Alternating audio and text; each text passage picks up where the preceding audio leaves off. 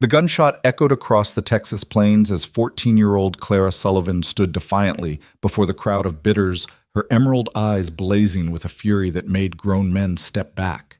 In that dusty Galveston warehouse where human dignity was auctioned to the highest bidder, she dared to spit at the feet of the auctioneer who just sold another child into servitude. That's when Daniel Hayes first saw her, and in that moment, everything changed. Stay with me to discover how a childless rancher's desperate bid transformed not just two lives, but an entire community. Comment below where you're watching from. I'd love to know how far this story has traveled. The morning sun cast long shadows through the grimy windows of Galveston's waterfront district, where the stench of fish mingled with the acrid smell of unwashed bodies. Daniel Hayes pulled his weathered hat lower over his eyes as he navigated the crowded streets, his boots clicking against the cobblestones still slick with morning dew. He hadn't meant to come here, hadn't meant to witness what he was about to see. He'd simply taken a wrong turn while heading to the livestock auction and now found himself in a part of the city he'd rather forget existed. The warehouse loomed before him like a monument to human misery, its red brick facade stained black with soot from nearby factories. The steady murmur of voices drew him closer, curiosity overcoming his better judgment. As he approached the entrance, a burly man with arms like tree trunks blocked his path. "You here for the auction?" the man growled, tobacco juice staining the corners of his mouth. "What auction?" Daniel asked, though something in his gut already knew the answer. "Labor contracts," the man said with a yellowed grin. "Fresh shipment came in yesterday. Orphans, mostly some runaways. Good workers, if you know how to handle them." Daniel's stomach churned. He'd heard whispers of such practices, children sold into apprenticeships that were slavery in all but name. The law turned a blind eye, calling it charitable work for the destitute. He should have walked away, then should have mounted his horse and ridden back to the safety of his ranch. But something, perhaps it was Eleanor's tears from just that morning when she'd seen another pregnant woman in town, another reminder of the child they'd never have, something made him push past the guard and into the darkness beyond. The warehouse interior was a vision from hell itself. Rows of children stood on a raised platform, their faces hollow with hunger and fear. Some couldn't have been more than 6 or 7 years old, their tiny frames swallowed by rough burlap clothing. The crowd of bidders pressed forward, examining the merchandise like cattle at market. Daniel watched in horror as a well-dressed gentleman grabbed a boy's arm, checking for muscle tone, while another forced a girl to open her mouth to inspect her teeth. "Ladies and gentlemen," the auctioneer's voice boomed across the space, "welcome to this morning's proceedings. As always, we guarantee these contracts are legal and binding. Each child comes with papers certifying their orphan status or parental surrender. Minimum bids start at $5 for the younger ones, $10 for those of working age." Daniel's hands clenched into fists. $5. The price of a decent meal at a restaurant in Houston. That's what these vultures valued a child's life at. The bidding began with the youngest, a boy who couldn't have seen more than 6 summers. He sold for $8 to a factory owner who boasted loudly about needing small hands for his machinery. Next came a pair of sisters, maybe 8 and 10, who clung to each other desperately as the auctioneer tried to separate them for individual sale. The crowd laughed when the younger one bit the auctioneer's assistant. They sold for $15 together to a woman who ran a laundry service. Daniel was about to leave the bile in his throat, threatening to overtake him, when a commotion erupted near the platform's end. A girl taller than the others and obviously older had just kicked one of the handlers square in the shin. The man raised his hand to strike her, but she didn't flinch. Instead, she stood straighter, her chin lifted in defiance. "That one's trouble," someone in the crowd muttered. "Been through 3 placements already. Always runs back." "Clara Sullivan," the auctioneer announced, consulting his ledger. "Age 14, Irish stock. Can read, write, and figure numbers. Strong constitution, good for household or farm work. Previous employers note she's spirited." The crowd chuckled at the euphemism. Daniel found himself pushing forward, drawn by something he couldn't name. As he got closer, he could see her more clearly. Unlike the other children who kept their eyes downcast, Clara stared directly at the crowd. Her hair, a deep auburn that caught the light filtering through the dirty windows, was pulled back in a severe braid. Her dress, though patched and worn, was clean. She'd maintained her dignity even in these circumstances. but it was her eyes that struck him most forcefully. Green as spring grass after rain, they held an intelligence and fury that seemed incongruous in one so young. "We'll start the bidding at $10, the auctioneer began. "Who'll give me 10? 5, called out a voice from the back. The speaker was a man Daniel recognized, Josiah Blackwood, who owned several factories downtown. The stories about his treatment of workers were legendary, none of them good. $5 for Mr. Blackwood. Do I hear 7? Claire's eyes found Blackwood in the crowd, and Daniel saw her jaw clench. She knew who he was, knew what fate awaited her in his factories. 7, another voice called, this from a woman in an expensive dress, her face painted with rouge and powder. One of the madams from the district, Daniel realized with growing disgust. 10, Blackwood countered immediately. The madam shrugged and turned away. Apparently the girl wasn't worth more to her. Claire's hands, which had been steady at her sides, began to tremble slightly. Not with fear, Daniel realized, but with rage.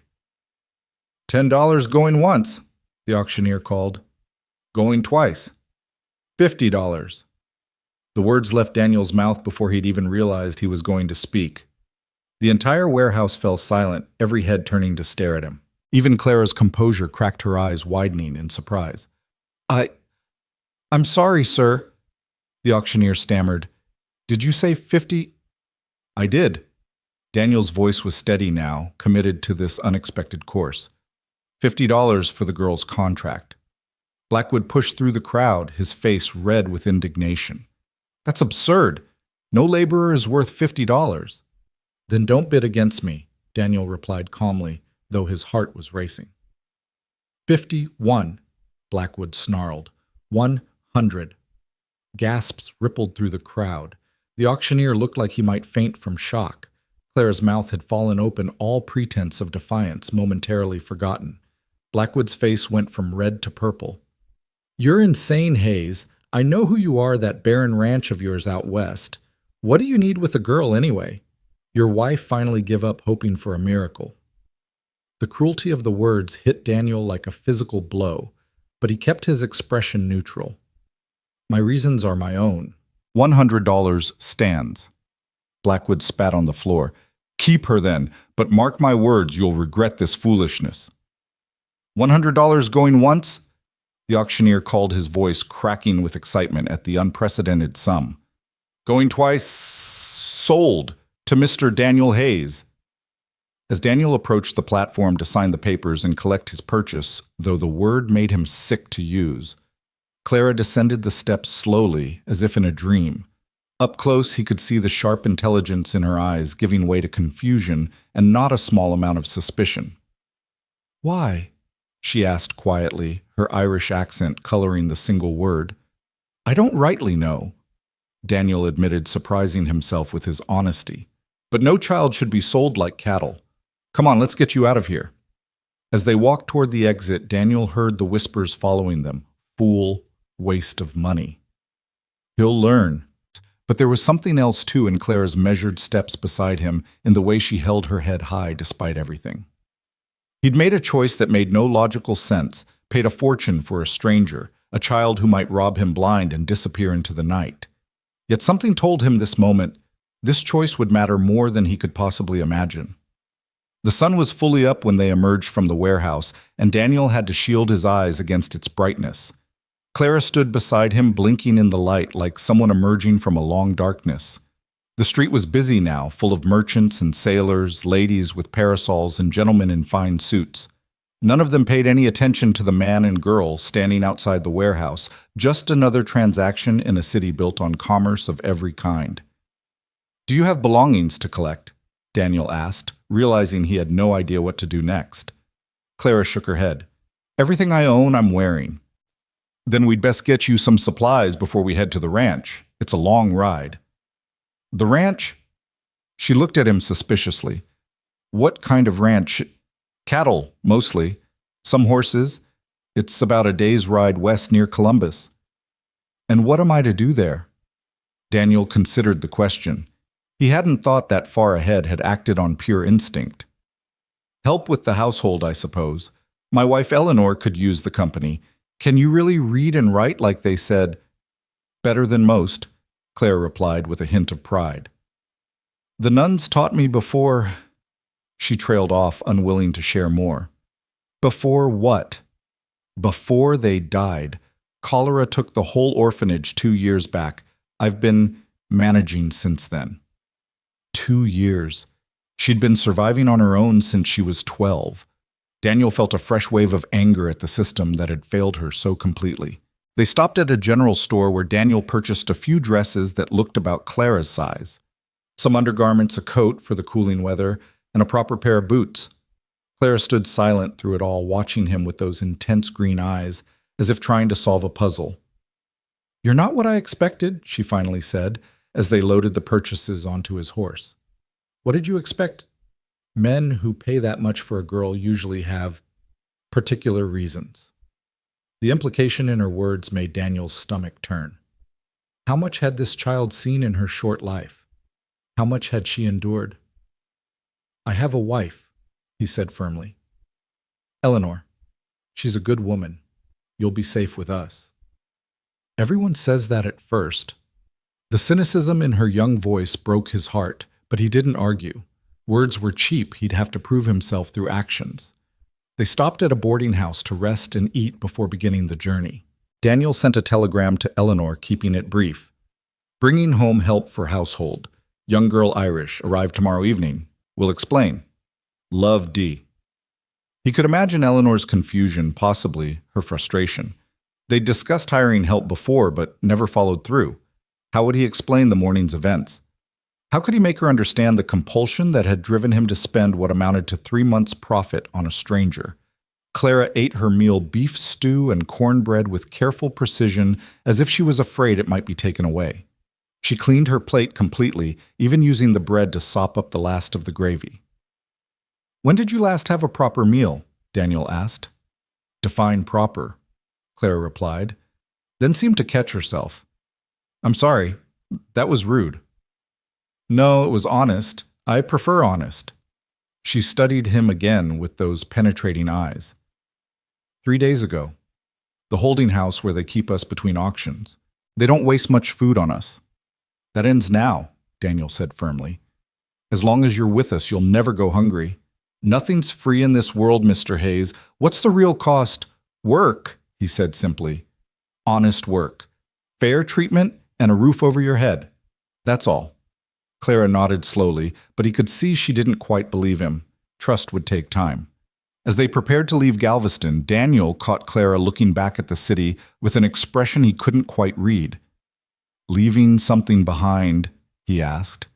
"Everything," she said quietly, "but nothing worth keeping." They mounted the horse, Clara sitting in front of Daniel, since she'd never ridden before. As they rode out of the city, he felt her gradually relax against him. Exhaustion finally overcoming her vigilance. The road stretched ahead, leading toward a future none of them could have imagined. The Texas countryside opened before them, vast and wild.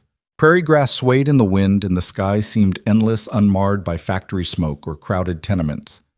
Clara had been silent for the first hour, but as Galveston disappeared behind them, she began to ask questions. "How big is your ranch?" "About 2,000 acres. Not the biggest in the county, but respectable." "And your wife, Eleanor, does she know about me?" "She knows you're coming. The rest we'll explain together." "Will she be angry about the money?"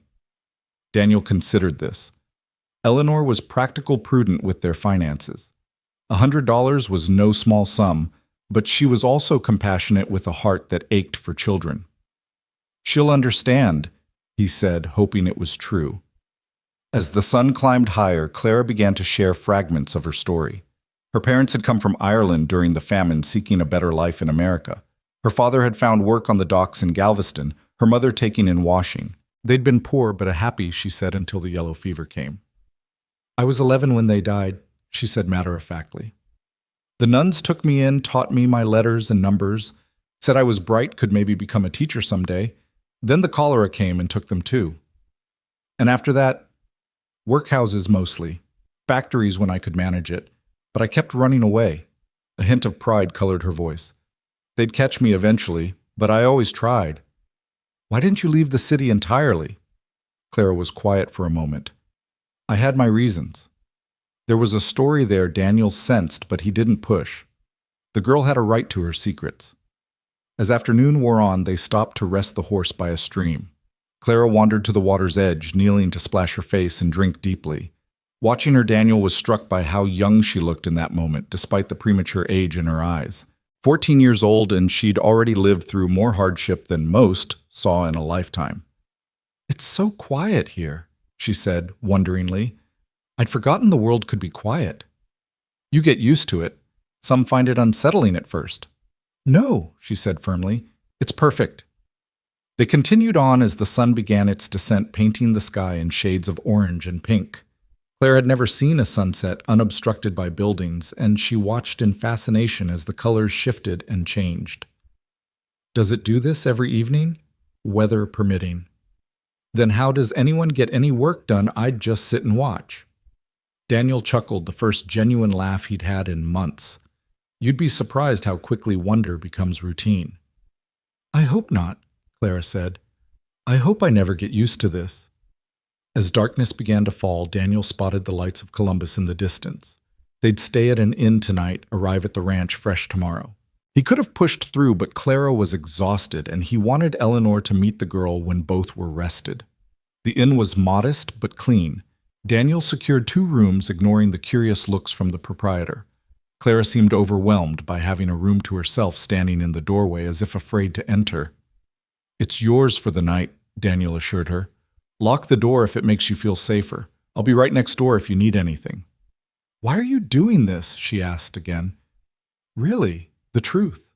Daniel thought about it, wanting to give her the honest answer she deserved. My wife and I, we've wanted children for 15 years. It hasn't happened for us.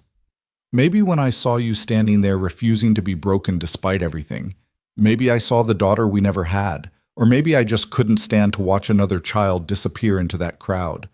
I don't have a perfect answer. Clara nodded slowly. That's the first thing you've said that I completely believe. After she'd closed her door, Daniel sat in his own room composing a longer letter to Eleanor. He told her everything, the warehouse, the auction. Claire's defiance, his impulsive bid. He tried to explain the feeling that had overcome him, the certainty that this was meant to be. He sealed the letter and paid the innkeeper's son to ride ahead and deliver it so Eleanor would have time to prepare. That night, Daniel was awakened by sounds from the next room, Clara crying out in her sleep. He heard her moving around, probably pacing, trying to shake off whatever nightmares plagued her. He wanted to knock to offer comfort, but instinct told him she needed to work through this alone, that his presence might frighten more than comfort. Eventually the sounds stopped, and he hoped she'd found peace. The next morning, Clara emerged looking tired but determined. She'd washed and braided her hair, put on one of the new dresses. She looked almost like any other young woman except for the wariness that never quite left her eyes. Ready? Daniel asked. As I'll ever be. The final stretch to the ranch took them through hazeland. Daniel pointed out the boundaries, the creek that marked the eastern edge, the rise where you could see for miles in every direction. Clara absorbed it all silently, her eyes wide with wonder at the sheer space of it. Then finally, the house came into view. It was a solid 2-story structure, painted white with green shutters. Not grand, but welcoming. Smoke rose from the chimney, and Daniel could see Eleanor's garden still producing despite the latening season. As they approached, the front door opened, and Eleanor stepped onto the porch. Daniel's breath caught, as it always did when he saw his wife after an absence. At 35, Eleanor was still beautiful, her blonde hair pulled back in a simple bun, her blue eyes warm despite the questions that must be burning in them. She wore her favorite dress, the lavender one that brought out her eyes, and Daniel knew she'd dressed carefully for this meeting. As they dismounted, Eleanor descended the porch steps slowly, her eyes moving between Daniel and Clara. When she reached them, she surprised Daniel by addressing Clara first. You must be Clara. I'm Eleanor. Welcome to our home. Clara, who'd been ready for suspicion or resentment, seemed taken aback by the genuine warmth in Eleanor's voice. Thank you, ma'am. You must be tired from the journey. Come, let's get you settled. Daniel, bring her things. As Eleanor led Clara into the house, Daniel heard her asking about the girl's favorite foods, whether she preferred her room warm or cool, if she needed anything special. His heart swelled with love for his wife, who'd chosen kindness despite the shock she must be feeling. Inside the house was as warm and welcoming as Eleanor had made it over their 15 years of marriage. She'd prepared the guest room, the one they'd always imagined would belong to a child. The quilt on the bed was one she'd made years ago, decorated with tiny embroidered flowers. There were fresh flowers in a vase on the dresser, and the window looked out over the garden. Clara stood in the center of the room, turning slowly, taking it all in. This is for me." "Of course," Eleanor said. "Every person needs their own space, somewhere that's just theirs." "I've never—" Clara stopped, swallowing hard. "Thank you." Eleanor touched the girl's shoulder gently. "You're welcome here, Clara. Whatever brought you to us, you're welcome."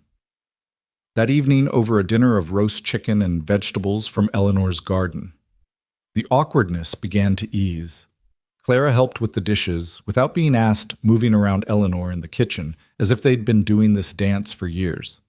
Daniel watched from the doorway, seeing how naturally they fell into rhythm together. Later, as they sat by the fire, Eleanor asked Clara about her education. "You can read and write," Daniel says. "Yes, ma'am. And figure numbers. The sister said I had a head for mathematics." "Could you show me?" Clara looked uncertain. "I don't want to seem boastful." "Knowledge isn't boastful," Eleanor said firmly. "It's a gift to be shared." Daniel fetched paper and pencil, and Clara demonstrated her abilities. Her handwriting was neat and precise, her arithmetic quick and accurate. When Eleanor posed more complex problems, calculating interest on loans, figuring proportions for recipes expanded to feed more people, Clara solved them with ease. "You're quite gifted," Eleanor said, and Clara flushed with pleasure at the praise. "The sisters said I could have gone to academy if—" She trailed off. "If circumstances had been different," Eleanor finished gently. "Well, circumstances are different now." As the evening wound down, Daniel walked Clara to her room. She paused at the doorway, looking back at him. "Your wife. She's not what I expected either. Eleanor has a gift for surprising people. She doesn't resent me for the money you spent. Eleanor understands that some things are worth more than money." Clara nodded slowly. "I'll work hard. I'll earn my keep. You won't regret this." "You don't have to earn anything, Clara. You're not a purchase to justify. You're a young woman who needs a home, and we have one to offer." For the first time since he'd met her, Clara's eyes filled with tears. She blinked them back fiercely, unwilling to show what she must consider weakness. "Good night, Mr. Hayes." "Good night, Clara." As Daniel joined Eleanor in their bedroom, she was brushing out her long hair, a nightly ritual he loved to watch. $100? She said mildly. "I know. That's more than we spent on our wedding." "I know." She set down the brush and turned to him. "You did the right thing." Relief flooded through him. "You think so?" "I know so. That girl, she's special, Daniel. Hurt and suspicious and probably carrying secrets we can't imagine, but special. Did you see how she held her fork? Perfect manners despite everything. Someone loved that girl once taught her to be a lady. Her parents before the fever took them." Eleanor nodded thoughtfully. "She's about the age our Mary would have been." They rarely spoke of the baby they'd lost, the daughter who'd lived only 3 days. Mary Elizabeth Hayes was buried in the small cemetery at the edge of their property, her tiny grave marked with a lamb carved from white stone. "I thought of that too," Daniel admitted. "We can't replace her." "No, but maybe we can give Clara what Mary never got the chance to have. And maybe she can give us something too." Eleanor moved into his arms, and they stood together in the lamplight, holding each other and thinking of possibilities. "There's something else," Eleanor said after a moment. "When I was preparing her room, I found Tom Garrett in the barn. He said he was looking for work, but something felt off. He was asking questions about you being gone, whether I was alone here often. Tom Garrett had worked for them briefly last year before Daniel had dismissed him for drinking and laziness. The man had left angry, making threats neither of them had taken seriously. I'll speak to the hands tomorrow. Make sure they keep an eye out." "Do you think he means trouble?" "Probably just looking for work like he said, but we'll be careful." As they prepared for bed, Daniel thought about the day's events. The horror of the auction house, Clara's defiance. His impulsive bid, the long ride home. It felt like a lifetime had passed since morning. Outside, he could hear the familiar sounds of the ranch settling for the night horses nickering in the stable, the distant low of cattle, the whisper of wind through the grass. Somewhere in this house, a girl who'd been for sale that morning was sleeping in a soft bed, safe for perhaps the first time in years. Tomorrow would bring new challenges, Clara learning the rhythms of ranch life, the three of them figuring out how to be a family of sorts. There would be questions from neighbors, judgment from those who thought they knew better. And somewhere in Clara's past, there were shadows she hadn't yet revealed. Reasons she'd stayed in Galveston when she could have run. But tonight, Daniel thought, as sleep finally claimed him tonight, they'd taken the first step toward something new. A decision made in a moment of moral clarity had brought them Clara, and Clara had brought them possibility. Whatever came next, they would face it together. The moon rose over the Hayes Ranch, silver light spilling across the prairie, and for the first time in 2 years, Clara Sullivan slept without fear, dreaming not of warehouses and factories, but of endless skies and the strange kindness of strangers who'd paid a fortune just to give her freedom. The first weeks passed in a careful dance of adjustment. Clara woke each morning before dawn, a habit from the factories where tardiness meant lost wages or worse. She'd dress quietly in the darkness, creeping downstairs to find Eleanor already in the kitchen, kneading dough for the day's bread. "You don't need to rise so early," Eleanor said on the fourth morning, not looking up from her work. "This isn't a factory. You can rest." "I can't seem to help it," Clara admitted, moving to help without being asked. Her hands found the rhythm of kneading naturally, and Eleanor smiled at the sight. "My mother taught me that bread knows when you're angry," Eleanor said conversationally. "It won't rise properly if you knead it with fury in your heart." Clara considered this as she worked the dough. "Then I've been making angry bread all my life. And now," Clara's hand stilled for a moment, "now, I'm not sure what I'm making." They worked in companionable silence until the sun painted the kitchen golden. Daniel appeared in the doorway, his hair still mussed from sleep, and Clara noticed how Eleanor's face lit up at the sight of him. It was such a small thing that brightening, but it spoke of a love that had endured 15 years of disappointment without souring. "Morning, ladies. That bread smells like heaven itself." "Flattery will get you an extra slice," Eleanor teased, and Daniel crossed the kitchen to kiss her cheek, a gesture so natural and tender that Clara had to look away. She'd never seen such easy affection between married people. Her own parents had loved each other. She remembered that much, but it had been a love worn down by poverty and worry.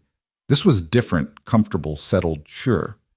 After breakfast, Daniel took Clara on a tour of the ranch proper. She'd seen the boundaries during their ride in, but now he showed her the details. The barn with its neat rows of stalls, the chicken coop Eleanor tended religiously, the vegetable garden that would need preparing for winter, soon the small orchard of pecan trees that provided extra income in good years. "It's not a fortune," Daniel explained as they walked, "but it's honest work. The land provides if you treat it with respect." Clara nodded, absorbing everything. When they reached the stable, she stopped short at the sight of a magnificent black horse in the first stall. "That's Midnight," Daniel said, noting her interest. "Temperamental beast, but loyal once he knows you. Would you like to learn to ride?" Clara's eyes widened. "Women don't ride. Not proper women anyway." Daniel laughed. "This is Texas Clara. Out here everyone rides. It's not about being proper, it's about being practical. Eleanor can outride most men in the county, though she'd never boast about it." The idea of Eleanor racing across the prairie on horseback was so at odds with her gentle domestic presence that Clara couldn't quite picture it.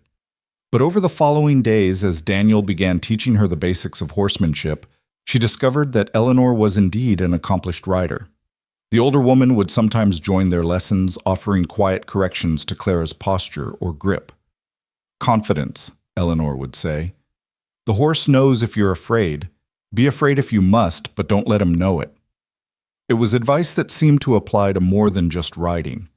The ranch hands were curious about Clara, but respectful. Word had somehow spread about the astronomical sum Daniel had paid for her freedom, and while some clearly thought him foolish, none dared say so to his face. Clara noticed how they watched her, though, waiting to see if she'd prove worth the investment she supposed. One hand in particular made her uncomfortable. Jake Morrison was young, maybe 20, with sandy hair and a smile that didn't reach his eyes. He found excuses to be wherever Clara was working, offering help she didn't need standing just a bit too close. "You ever want to see the town? I'd be happy to escort you," he offered one afternoon as Clara collected eggs.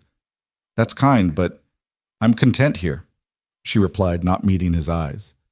"Pretty girl like you shouldn't hide away on a ranch. There's dancing on Saturday nights. I could show you a real good time." Something in his tone made Clara's skin crawl. She'd heard that tone before in the factories from men who thought a girl without family was a girl without protection. "I said no thank you." Her voice was firm now, and she straightened to her full height. Jake stepped closer, blocking her path to the house.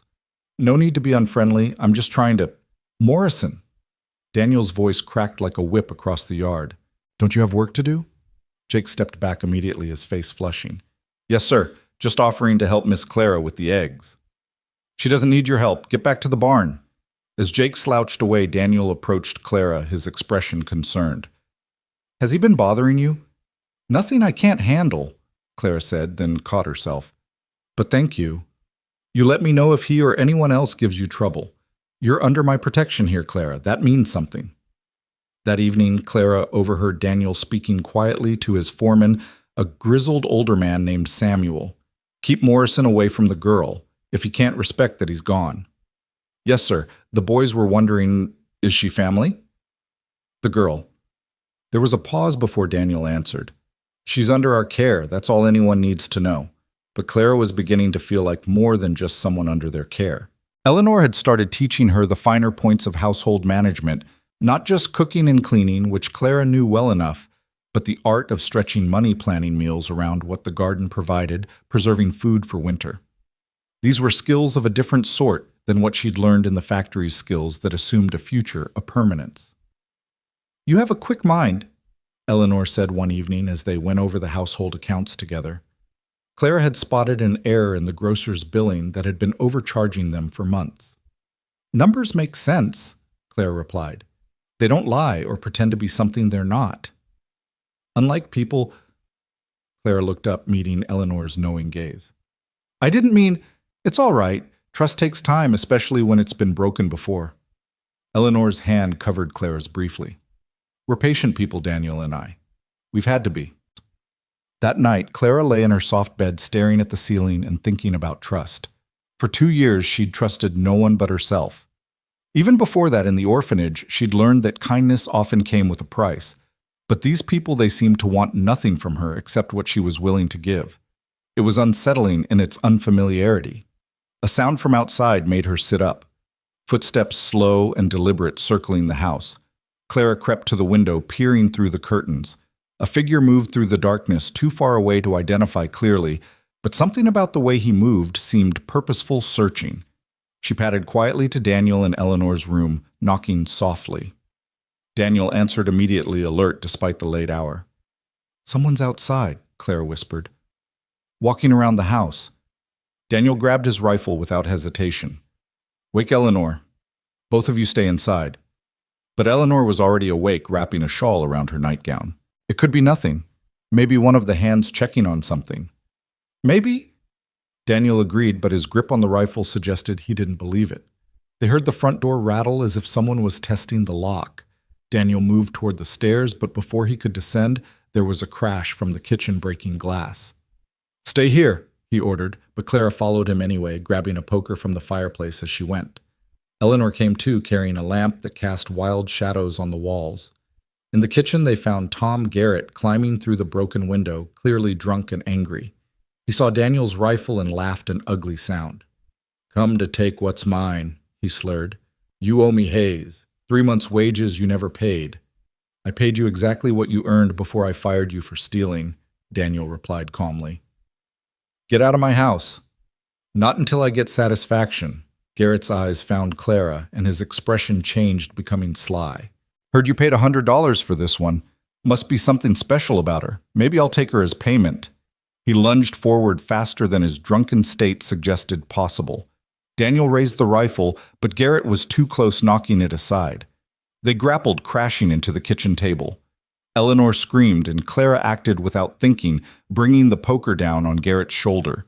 He howled in pain, releasing Daniel, who immediately landed a solid punch to his jaw.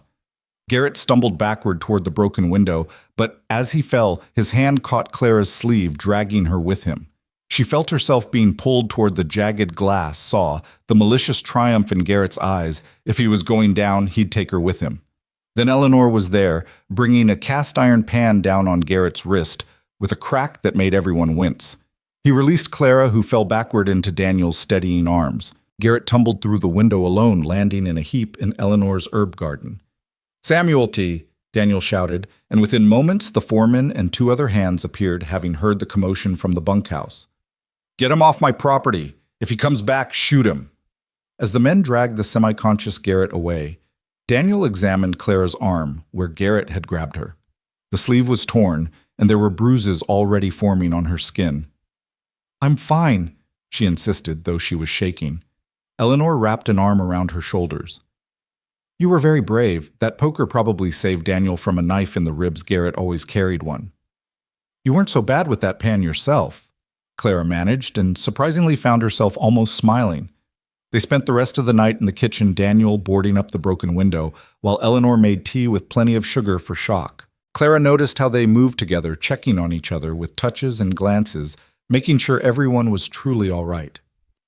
"This is my fault," Clara said suddenly. "If you hadn't taken me in, he wouldn't have come here. He wanted money, and he knew you'd spent—" "Stop," Daniel said firmly.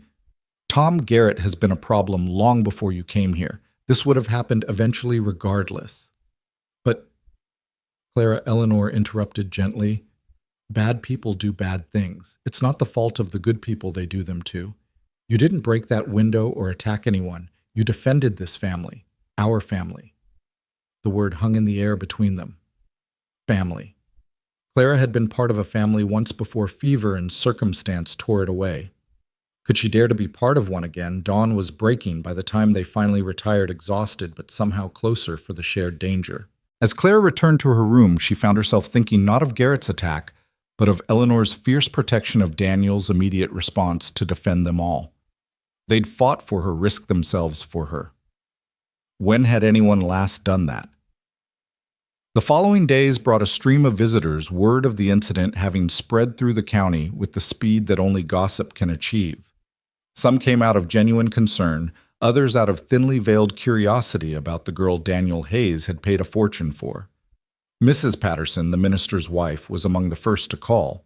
She examined Clara with sharp eyes while maintaining a flow of sympathetic chatter about the terrible incident with that awful Garrett man. "And you, dear?" she said to Clara. "How are you finding life on the ranch? Such a change from the city, I imagine." "It's peaceful, sir," Clara replied carefully, aware that every word would be repeated across the county. "And you're helping with the household?" "Clara has been invaluable," Eleanor interjected smoothly. "She has a wonderful head for figures, and her help with the accounts has been tremendous." Mrs. Patterson's eyebrows rose. "She does the accounts? How unusual." "These are unusual times," Eleanor replied with a smile that didn't quite reach her eyes. "We must all adapt." After Mrs. Patterson left, trailing promises to pray for their safety, Eleanor turned to Clara with a sigh. "That woman could find gossip in an empty room. By tomorrow, the entire county will know our business." "I'm sorry," Clara began, but Eleanor waved her off. "Don't be. Let them talk. They've been gossiping about Daniel and me for years anyway, the barren couple they call us. As if our worth was measured only in children produced." The bitterness in her voice was unusual, and Clara saw for the first time how much pain lay beneath Eleanor's serene exterior. "It's cruel," Clara said quietly, "to judge someone for something beyond their control." Eleanor looked at her with surprise and something like gratitude. "Yes, it is." That evening, Daniel announced he was riding to town to speak with the sheriff about Garrett. Clara asked to accompany him, wanting to see the town properly for the first time since her arrival. The ride to Columbus took 2 hours, and Clara peppered Daniel with questions about the area, the people, the history. He answered patiently, seemingly pleased by her interest. "You're thinking of this as home," he observed. Clara considered this. I'm trying to. It's been a long time since I've had one. What happened after the orphanage? You said you managed for 2 years, but you haven't said how. Clara was quiet for so long that Daniel thought she wouldn't answer. Finally, she spoke, her voice carefully neutral. I worked in factories at first. 12, 14 hours a day, 6 days a week. The pay was barely enough for a corner of a shared room and 1 meal a day. Girls kept disappearing. Some got sick, some just gave up, some found other ways to survive that I couldn't stomach. I ran away 3 times. Each time they caught me, the work got worse, the pay got smaller. And that's when you ended up at the auction. No. Clara's hands tightened on the saddle horn. First, I met someone who promised to help. He said he ran a boarding house for working girls, safe and clean. He seemed kind. Daniel felt his jaw clench already, knowing where this story was going.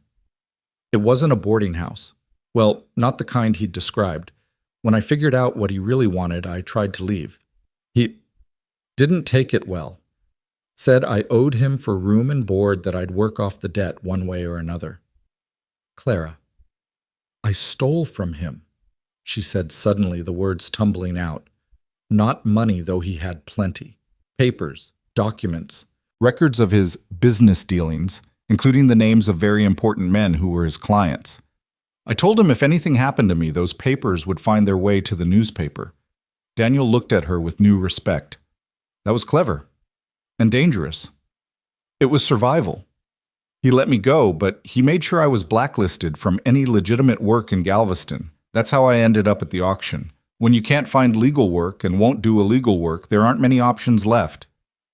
These papers, do you still have them? Clara met his eyes steadily. What papers? Daniel understood. Some insurance policies were better left unmentioned. You're safe now. You know that, don't you? I'm beginning to believe it, Clara admitted. Though I keep waiting for the catch. Nothing good in my life has ever come without a price. Sometimes, Daniel said gently, good things just happen. Sometimes people help because it's right, not because they want something in return. Columbus was busier than Clara expected, with a proper main street lined with shops and businesses. People stared as they passed, clearly recognizing Daniel and curious about his companion. Daniel seemed oblivious to the attention, but Clara felt every gaze like a physical weight. The sheriff's office was near the center of town, a solid building with barred windows. Sheriff Coleman was a large man with kind eyes and a handlebar mustache that seemed to have its own personality. Daniel heard you had some trouble out your way. Tom Garrett broke into our home gym, threatened my wife and Clara here. I want charges pressed. Coleman's expression darkened. That no-good drunk. I'll put out a warrant, but he's probably halfway to Houston by now. Men like Garrett are cowards at heart. They don't stick around after they've been caught.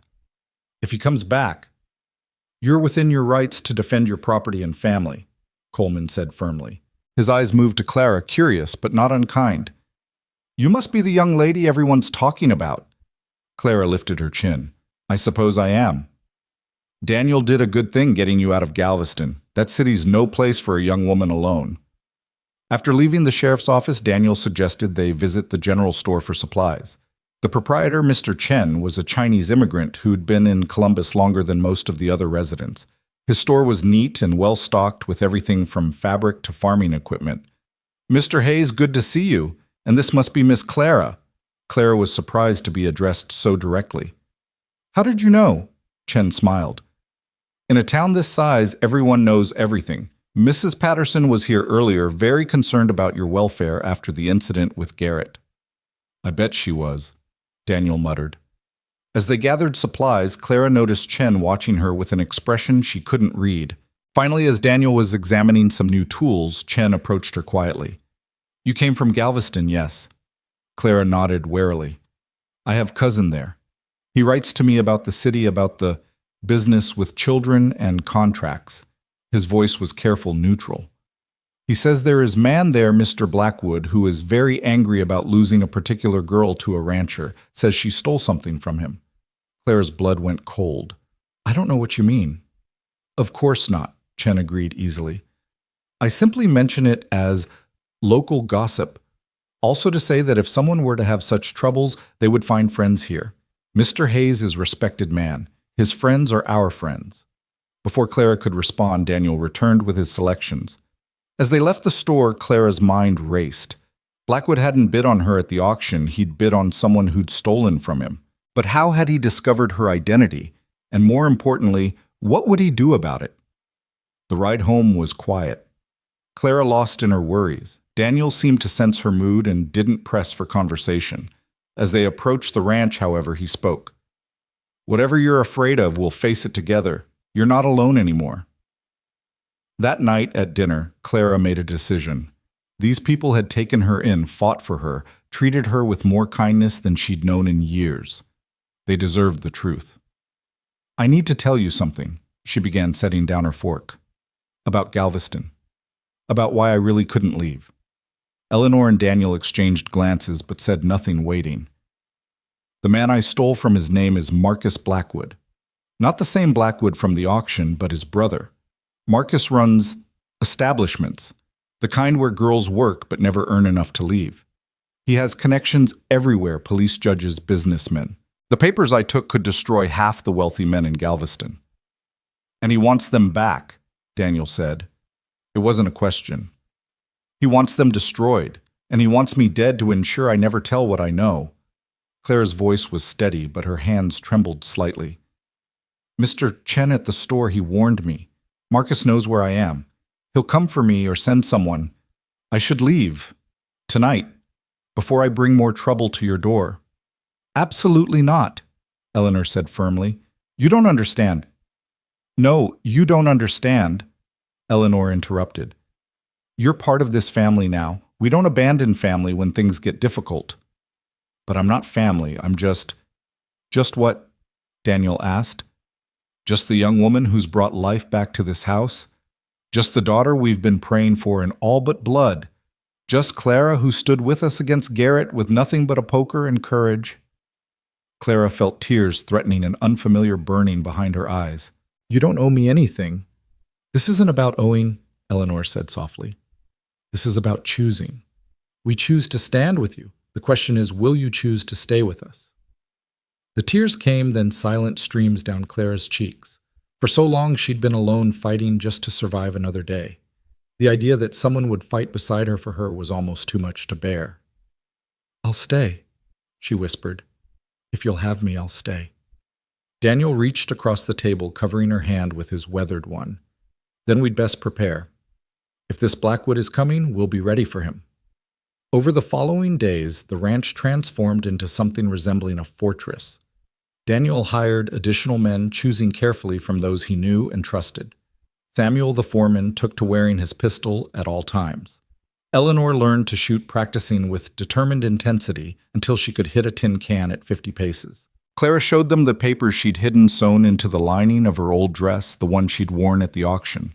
The names on them were indeed explosive judges, senators, even a congressman, all detailed with dates, payments, and preferences that would destroy their reputations and likely land them in prison.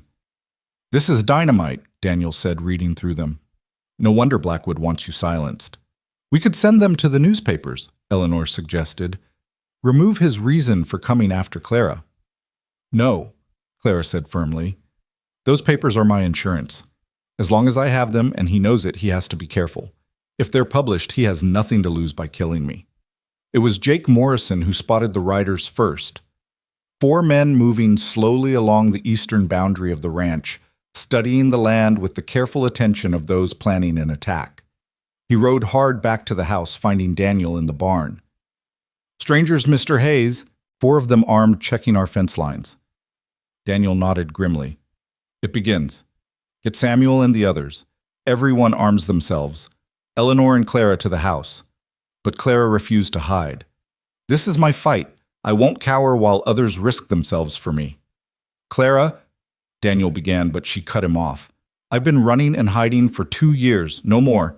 If Blackwood wants me, he'll have to take me from my home, from my family. And we won't make it easy for him." The attack came at dawn 2 days later. Clara woke to the sound of breaking glass. Not the kitchen this time, but the parlor window. She grabbed the rifle Daniel had taught her to use and crept toward the stairs. Eleanor was already there, her own weapon ready, while Daniel coordinated with the ranch hands outside. Through the broken window, a voice called out, "Cultured cold," and terrifyingly familiar. Miss Sullivan? Or should I say Miss O'Brien? You've led me quite a chase, changing your name like that. Clara's heart hammered. Marcus Blackwood himself had come. She'd hoped he'd only send men, but apparently she was worth his personal attention. Come out, dear girl. We have business to discuss. No need for anyone to get hurt. Go to hell, Blackwood, Clara shouted back, surprising herself with the vehemence. Such language! And here I thought the nuns had taught you better. Oh yes, I know all about your past, your poor dead parents, your time with the sisters. I know everything about you, Clara, just as I know about the Hayes family, their struggles, their desperate desire for a child. How touching that they've taken you in. It would be such a shame if something happened to them. Eleanor's hand found Clara's shoulder, squeezing gently. Don't let him manipulate you. Through the window, they could see Daniel and Samuel taking positions behind the water trough while other ranch hands spread out around the property. They were outnumbered. Blackwood had brought at least a dozen men, but they had the advantage of knowing the terrain. Mr. Hayes, Blackwood called. You've been deceived. This girl is a thief and a liar. She stole from me, and I'm within my rights to retrieve my property. Clara is under my protection, Daniel called back. You have no rights here, Blackwood. This is Texas, not your cesspool in Galveston. $100 is a lot to pay for damaged goods, Hayes, but I'm a reasonable man. I'll reimburse you the full amount plus $50 for your trouble. Simply send the girl out and we'll be on our way. Not happening. Then you've chosen death over dollars, so be it. The first gunshot shattered the morning stillness, followed immediately by a hail of bullets. Clara and Eleanor dropped to the floor as lead peppered the house's walls. Outside, they could hear Daniel and the hands returning fire, the sharp crack of rifles mixing with the deeper boom of shotguns. The back, Eleanor suddenly exclaimed. They'll try the back door while we're focused on the front. She was right. Even as she spoke, they heard footsteps on the back porch. Clara and Eleanor positioned themselves with clear sight lines to the kitchen entrance. When the door burst open and two men charged in, they were ready. Clara's shot took the first man in the shoulder, spinning him around and sending him crashing into the kitchen table. Eleanor's blast from the shotgun sent the second man diving back outside, cursing loudly. Good shooting, Eleanor said with grim satisfaction. The battle raged for what felt like hours, but was probably only minutes. Clara lost track of how many times she fired, reloaded, fired again. Her shoulder ached from the rifle's kick, her ears rang from the constant gunfire, but she didn't stop. Then suddenly she heard something that made her blood freeze, Daniel's voice crying out in pain. Without thinking, Clara ran for the front door, ignoring Eleanor's shout to stop. She burst onto the porch to see Daniel on the ground near the water trough, blood spreading across his shirt. Samuel standing over him, trying to defend him while returning fire. Clara didn't remember crossing the yard. One moment she was on the porch, the next she was beside Daniel, tearing her petticoat to make bandages. Bullets whined overhead, but she didn't care. You stupid, brave girl, Daniel gasped, managing a pained smile. Get back to the house. Not without you. Samuel and Clara managed to drag Daniel behind better cover as the firefight continued. The wound was in his side, painful and bloody, but not immediately fatal if they could stop the bleeding. Clara pressed the makeshift bandages against the wound, her hands quickly covered in blood. That's when she heard horses approaching from the west. Many horses. Her heart sank. Blackwood had brought reinforcements. They were finished. But then a new voice rang out, strong and commanding. This is Sheriff Coleman. Everyone drop your weapons now, or we'll drop you where you stand. The cavalry had arrived literally. Coleman had brought a posse of 20 men, all armed, all with their weapons trained on Blackwood's group. Faced with overwhelming numbers and the presence of legal authority, Blackwood's men began throwing down their weapons. Blackwood himself stood slowly, his fine suit dusty, but his dignity intact. Sheriff, this woman is a thief. I'm merely retrieving what's mine. What I see, Coleman said, riding closer, is a group of men from outside my jurisdiction attacking law-abiding citizens of my county. That's attempted murder in my book, Blackwood. You don't know who you're dealing with, Blackwood said coldly. I have connections. In Galveston, maybe. But this is Columbus, and here you're just another criminal. Coleman turned to his men. Arrest them all. As Blackwood was led away in shackles, he passed close to Clara, who was still kneeling beside Daniel. His voice was low, meant only for her. This isn't over, girl. Those papers won't protect you forever. Clara met his gaze steadily. They don't have to, just long enough for you to rot in prison. His face contorted with rage, but the deputies dragged him away before he could respond. The aftermath was a blur of activity. The doctor was summoned for Daniel, proclaiming the wound serious but survivable with proper care. 2 of Blackwood's men were dead, 3 wounded, and the rest were headed for jail. Miraculously, none of the ranch defenders had been killed, though several bore minor wounds. As the sun set that day, Clara sat beside Daniel's bed where he lay pale but stable. Eleanor sat on his other side holding his hand. The house bore the scars of battle bullet holes, broken windows, damaged furniture, but it still stood. "I'm so sorry," Clara said for the 10th time. "This is all my fault." "Stop," Daniel said weakly. "We've been through this. Family protects family. But the ranch, the damage or injury, will all heal," Eleanor finished. "Clara, do you know what Daniel said to me the night after he brought you home? He said he felt like God had finally answered our prayers, just not in the way we expected. We asked for a child of our body, but he gave us a child of our heart instead." Clara felt the tears coming again. She'd cried more in the past weeks than in the previous 2 years combined. None of us deserve grace," Eleanor said gently. "That's what makes it grace." A knock at the door interrupted them. Sheriff Coleman entered, hat in hand. "Sorry to disturb, but thought you'd want to know. We've been through Blackwood's belongings. Found some interesting papers of his own. Seems he was planning to expand his operation, had detailed records of bribes and corruption. Combined with what Clara has, it's enough to put him away for a long time and clean up a good portion of Galveston's underbelly." "You want my papers," Clara said. It wasn't a question. "They'd be helpful, yes, but I understand if you want to keep them as insurance." Clara looked at Daniel and Eleanor, drawing strength from their presence. "Take them. All of them. I don't need them anymore. I have all the protection I need right here."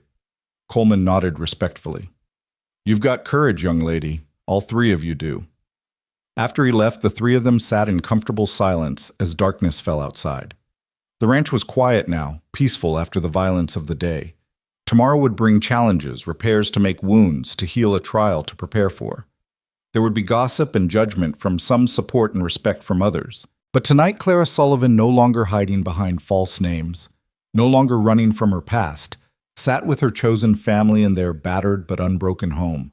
Daniel's breathing was steady, Eleanor's presence warm beside her, and for the first time in longer than she could remember, Clara felt truly safe. Not because of papers or threats or deals, but because she was loved, protected, and had finally learned to protect in return. The moon rose over the Texas prairie, casting silver light through the bullet holes in the walls, and Clara thought it looked like stars had come inside to keep them company. Tomorrow, they would begin rebuilding. But tonight, they had won. They had survived. They had chosen each other, and that choice had made all the difference. The weeks following Blackwood's arrest brought an unexpected peace to the Hayes Ranch. Daniel's wound healed slowly but surely, though he chafed at Eleanor's insistence that he remain in bed longer than he deemed necessary. Clara had taken over many of his responsibilities, surprising everyone, including herself, with her natural aptitude for ranch management. "You've got a head for this, Samuel observed one morning as Clara reviewed the ledgers calculating feed costs against expected cattle prices. "Most folks take years to understand these patterns." "Numbers tell stories," so Clara replied, not looking up from her work. "You just have to learn their language." The trial date was set for late November, and the prosecutor had visited twice to prepare Clara's testimony. She dreaded the thought of facing Blackwood again, but knew it was necessary. The papers she'd provided had already led to several arrests in Galveston, and the newspapers were calling it the biggest corruption scandal in Texas history. It was Eleanor who noticed Clara's growing restlessness as the trial approached. She found the girl one evening standing at Daniel's study window, staring out at the darkening prairie. "You're thinking of running," Eleanor said softly. It wasn't an accusation, just an observation. Clara's shoulders tensed. "How did you know?" "Because I recognized the look.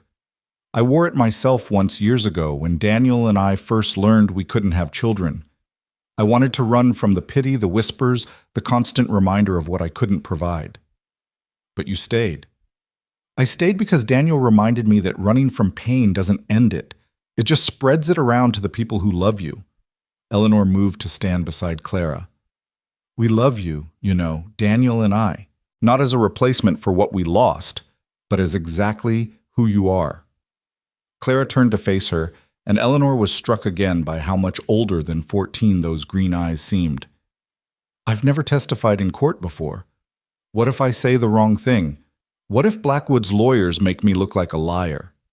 Then we'll deal with it together. But Clara, you've already faced him with a rifle in your hands. Surely words can't be harder than bullets. Despite Eleanor's reassurance, Clara's anxiety grew as November approached.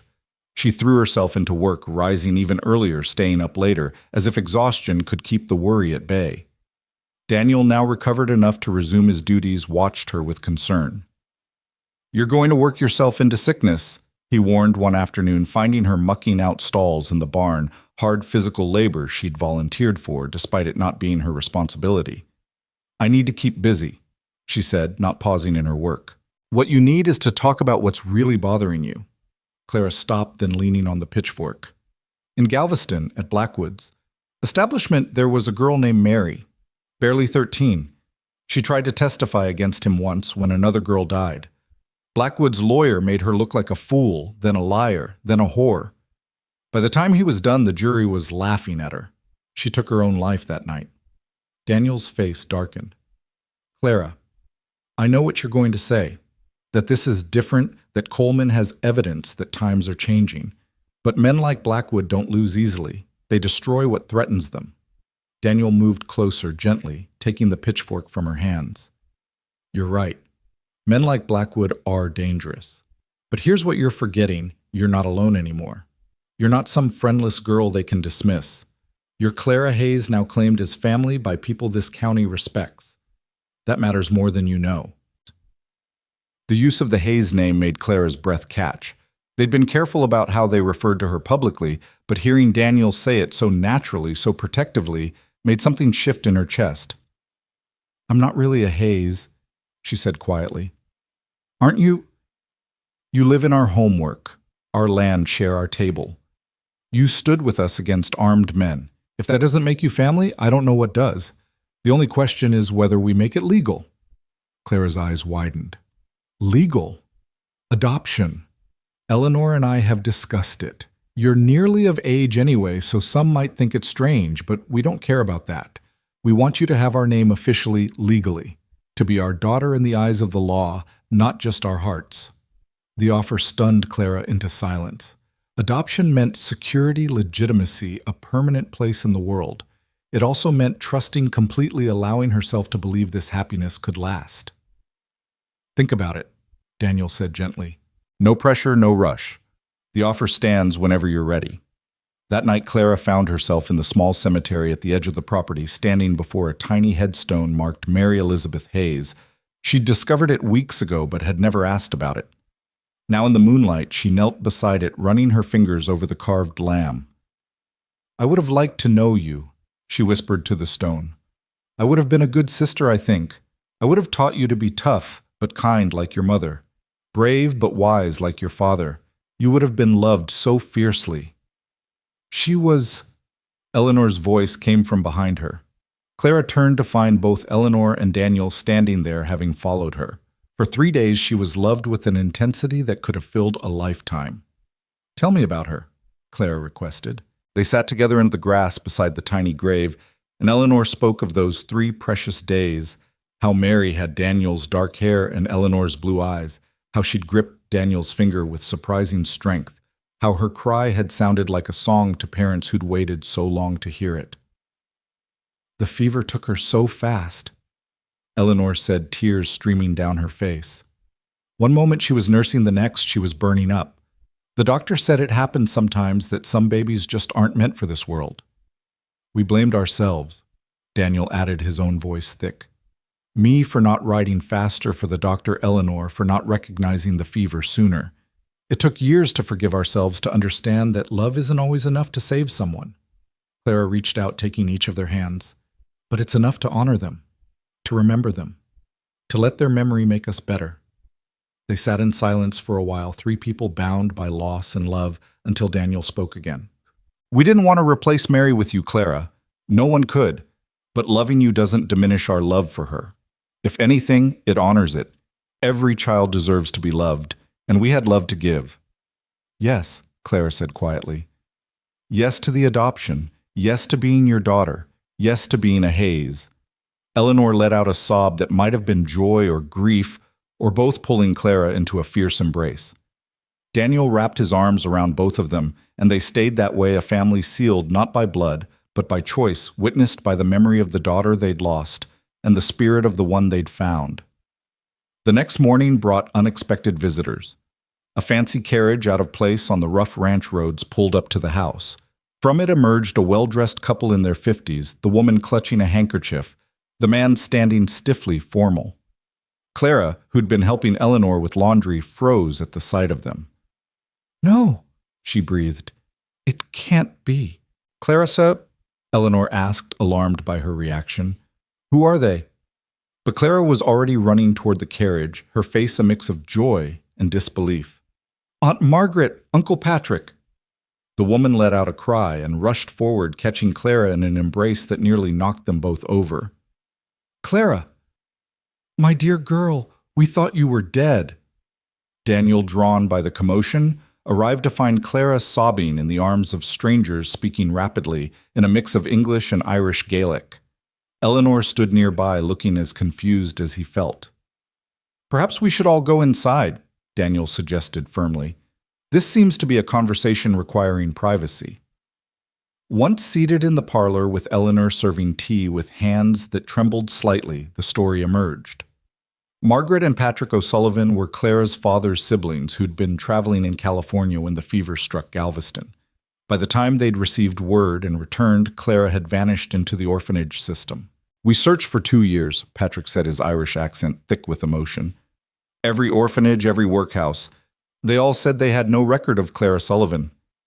Because I was using my mother's maiden name, O'Brien, Clara explained. I thought you were dead too. The nuns said the fever took all my family. The nuns lied, Margaret said bitterly. Or were misinformed. We were very much alive and desperate to find you. We finally hired a detective and he traced you through the auction records. That's how we learned about... She paused, looking at Daniel and Eleanor with an expression that was part gratitude, part suspicion, your current situation. The room fell silent, heavy with implication.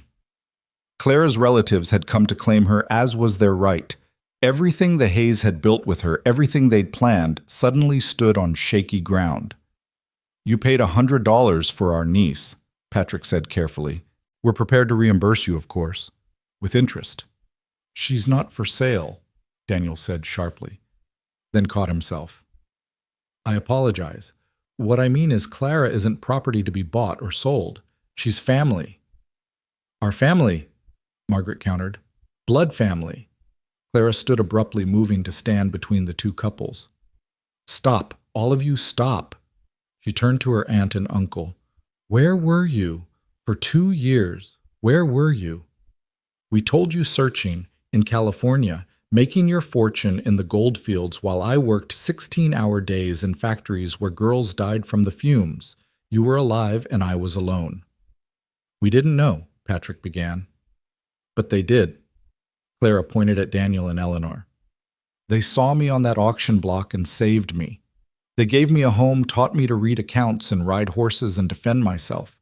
They stood with me against men with guns who came to drag me back to hell. They chose me when they had no obligation to. Margaret's face crumpled. We're your family, Clara. Your father was my baby brother. I promised him if anything happened, I'd care for you.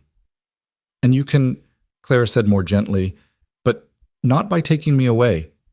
The Hayes are adopting me, legally. I'll be Clara Hayes, and that's my choice. Patrick's face reddened. You're 14.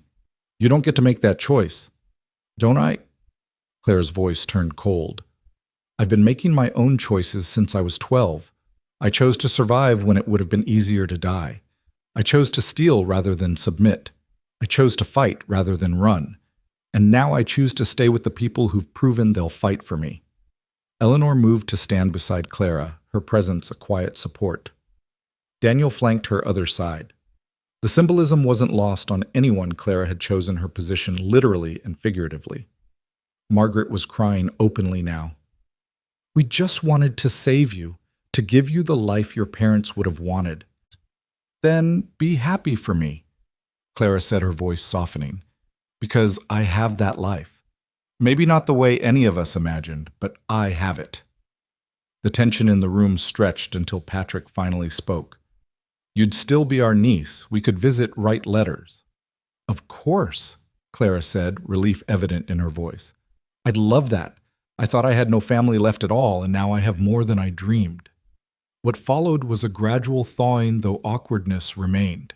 Margaret and Patrick shared stories of Clara's parents, filling in gaps in her memory, with tales of their courtship in Ireland, their brave journey to America, their dreams for their daughter. "Your mother could sing like an angel," Margaret said, "and your father would dance to her singing right there in the kitchen, not caring who saw." "I remember," Clara said softly. "I remember the singing." They stayed for 3 days, and slowly the two families began to blend. Patrick, it turned out, had made a modest fortune in California gold and was now investing in railroads. He offered to set up a trust for Clara's education, which Daniel initially resisted until Eleanor convinced him it wasn't charity, but family helping family. "She should go to school," Margaret insisted. "A proper finishing school. With her intelligence, she could be anything, a teacher, a nurse, maybe even one of those lady doctors they're starting to allow." "That's Clara's decision," Eleanor said firmly. "Whatever she chooses, we'll support." The night before they left, Margaret found Clara alone on the porch, watching the sunset paint the prairie gold. "I owe them an apology," Margaret said, sitting beside her niece. "The Hays. I came here thinking they'd taken advantage, bought you like property. But I see now they saved you." "We saved each other," Clara corrected. "They needed a daughter, and I needed parents. Sometimes God works in mysterious ways." Margaret studied her niece's profile. "You've grown up so fast. Your mother would be proud of the woman you're becoming." "I hope so. I hope they both would be." "Can you forgive us for not being there when you needed us?" Clara turned to face her aunt fully. "There's nothing to forgive. You didn't know. But Aunt Margaret, you have to understand this is my home now. These are my parents now. I love that I have you and Uncle Patrick, but my life is here." Margaret nodded, wiping away tears. "Your father was stubborn too. Once he made up his mind, nothing could change it." She pulled out a worn photograph. This was them on their wedding day. Clara took the photograph with trembling hands. Her parents stood stiffly formal in their best clothes, but their eyes sparkled with joy. She could see herself in her mother's face, her father's determined chin. "Keep it," Margaret said. "They'd want you to have it." The next morning, as the carriage prepared to leave, Patrick pulled Daniel aside. "Take care of her," he said gruffly. "She's all we have left of my brother." "She's all we have, period," Daniel replied. "I promise you she'll want for nothing, not love, not opportunity, not protection." Patrick nodded and surprised Daniel by offering his hand. "Then we're family, all of us. Complicated, unconventional family, but family nonetheless." As the carriage rolled away, Clara stood between Daniel and Eleanor, waving until it disappeared into the distance. Eleanor noticed she was crying. "Regrets?" Eleanor asked gently. "No," Clara said, wiping her eyes. "Relief. And gratitude. A month ago I had no one. Now I have so much family, I don't know what to do with them all." Daniel chuckled. "Welcome to the problem we've been praying for." The adoption proceedings were initiated the following week. Judge Harrison, an old friend of Daniel's father, agreed to expedite the process given the unusual circumstances. The whole county was buzzing with the news the childless Hayes couple adopting a 14-year-old girl they'd rescued from a labor auction. Not everyone approved. Mrs. Patterson made her disapproval known at church, speaking loudly about the unseemly haste and irregular circumstances to anyone who'd listen. But others, like Mr. Chen from the general store and Sheriff Coleman, made their support clear. "Family comes in all forms," Chen said when Clara thanked him for his kindness. "In China, we say a family with an old person has a treasure. Here, I think a family with a brave young woman has a different kind of treasure." As November arrived and the trial date loomed, Clara found her anxiety mixed with a strange anticipation. She would face Blackwood not as a scared runaway, but as Clara Hayes, daughter of Daniel, and Eleanor Hayes, niece of Patrick and Margaret O'Sullivan. She had a name, a family, a future. The night before they were to leave for Galveston and the trial, Daniel found Clara in his study reading through law books he'd borrowed from Judge Harrison. "Looking for loopholes?" he asked. "Understanding the process," she replied. "Knowledge is power. You taught me that. I also taught you that courage is acting despite fear, not in its absence." Clara closed the book, looking up at him. "I'm terrified. What if his lawyer destroys me on the stand? What if the jury doesn't believe me?" Daniel sat beside her, choosing his words carefully. "Do you know what Eleanor said to me the night before our wedding? She said she was terrified she'd disappoint me, that she wouldn't be the wife I deserved. I told her what I'm telling you now. The only way to disappoint me is to be less than yourself. Be honest, be brave, be Clara. That's enough." "Clara Hayes," she corrected with a small smile. "Clara Hayes," he agreed. "My daughter who faced down armed men with a poker and won. I think you can handle a few lawyers." That night, Clara couldn't sleep. She stood at her window watching clouds drift across the moon when she heard soft footsteps. Eleanor appeared in her doorway, carrying 2 cups of warm milk with honey. "Thought you might be awake," she said, handing Clara a cup. They sat together on Clara's bed, sipping their milk in comfortable silence until Eleanor spoke. "I was about your age when I testified at my own father's trial." Clara nearly dropped her cup. Eleanor had never spoken of her childhood before. "He was a drunk," Eleanor continued quietly. "A mean one. He killed my mother in one of his rages, though he claimed it was an accident. I was the only witness. I had to sit in that courtroom and tell strangers the worst moment of my life, while he stared at me with eyes that promised retribution." "What happened?" "He went to prison, died there 5 years later. And I went to live with an aunt who taught me that strength isn't about being unafraid, it's about doing what's right, despite the fear." Clara leaned against Eleanor's shoulder. "How do you bear it, the memories?" "By making better ones to overlay them. Every day with Daniel, every moment with you, they're like patches on a quilt covering the torn places with something beautiful."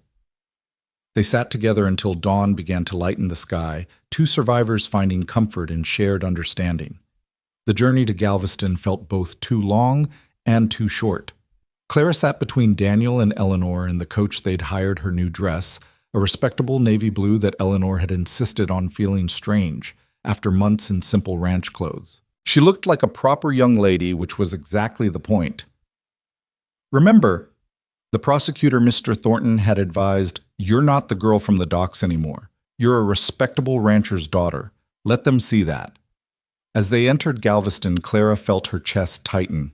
The familiar streets, the smell of the harbor, the sounds of the factories, they all threatened to pull her back into the scared girl she'd been.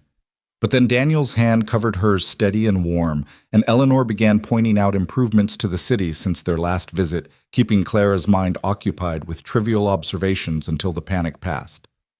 The courthouse was an imposing building of gray stone and tall columns designed to intimidate. Crowds had gathered, drawn by the sensational nature of the trial, corruption, trafficking stolen documents. Newspaper reporters pushed forward, shouting questions that Daniel and Eleanor firmly deflected, keeping Clara between them like a shield. Inside the courtroom was packed. Clara recognized some faces from Blackwood's establishment girls who'd escaped or been freed when the scandal broke.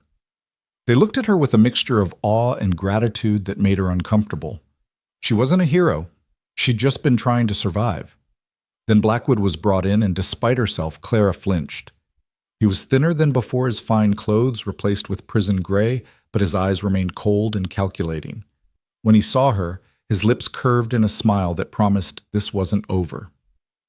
"All rise for the Honorable Judge Whitman," the bailiff announced, and the trial began. The prosecutor laid out the case methodically: the trafficking of minors, the forced labor, the brothels disguised as boarding houses, the elaborate network of bribes and blackmail that had protected Blackwood's empire. The documents Clara had stolen were presented as evidence, their authenticity verified by 3 different experts. Then it was Clara's turn to testify.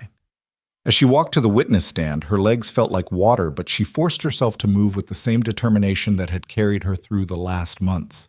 She placed her hand on the Bible and swore to tell the truth, her voice steadier than she'd expected.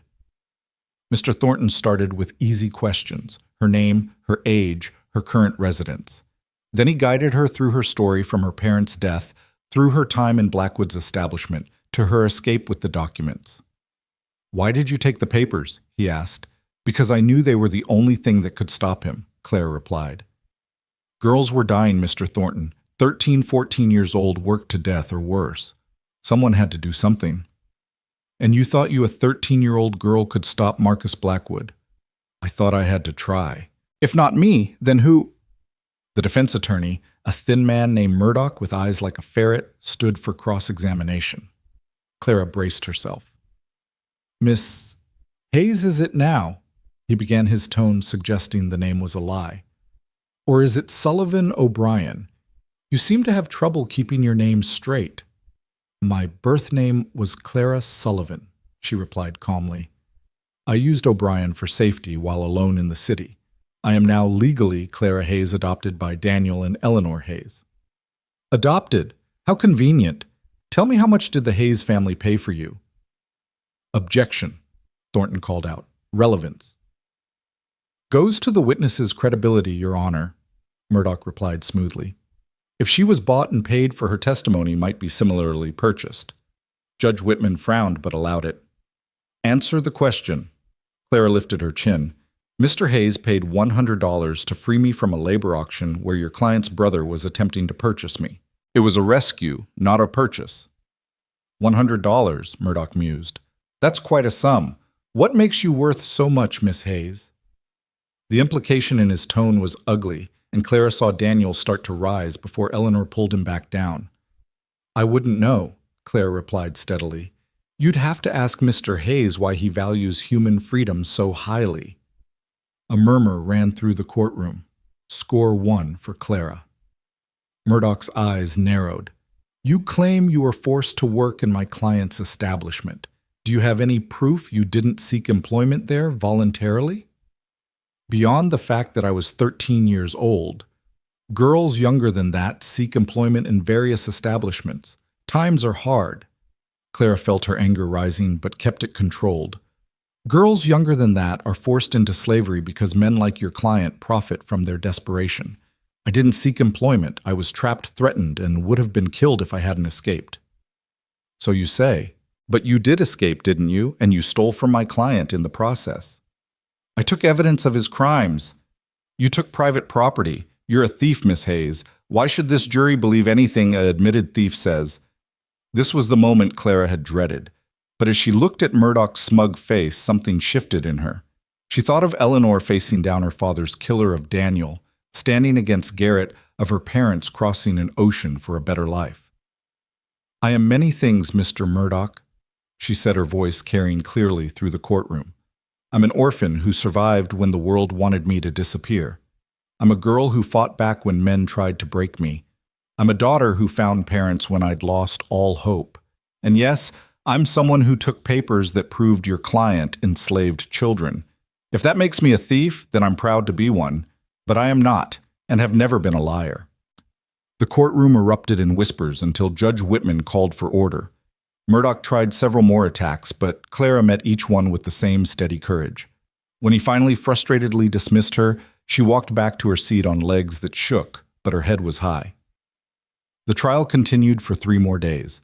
Other girls testified their stories, heartbreakingly similar to Clara's. The financial records were examined, showing the vast network of corruption Blackwood had orchestrated. Character witnesses spoke for Clara, including Sheriff Coleman, who traveled from Columbus to testify about her courage during Blackwood's attack on the ranch. On the final day, Blackwood himself took the stand, maintaining his innocence, claiming the girls had been willing employees and that Clara was a disturbed child who'd manufactured evidence against him. But under Thornton's fierce cross-examination, his story crumbled like wet paper. The jury deliberated for less than an hour. Guilty on all counts. As the verdict was read, Clara felt Eleanor's hand squeeze hers on one side, Daniel's steady presence on the other. Blackwood was led away in chains, but not before his eyes found Clara one last time. She met his gaze steadily, no longer the frightened girl he'd tried to destroy. Outside the courthouse, reporters swarmed them. Miss Hayes, how do you feel about the verdict?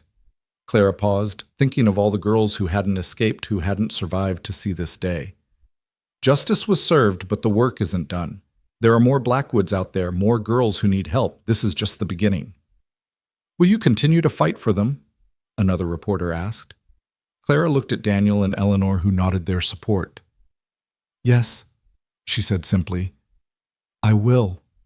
As they made their way back to their hotel, planning to return to Columbus the next day, Clara felt something she hadn't experienced in years: hope. Not just for herself, but for others like her. She testified she'd survived, she'd won. And now she had a platform, a voice, a family to support her in whatever came next.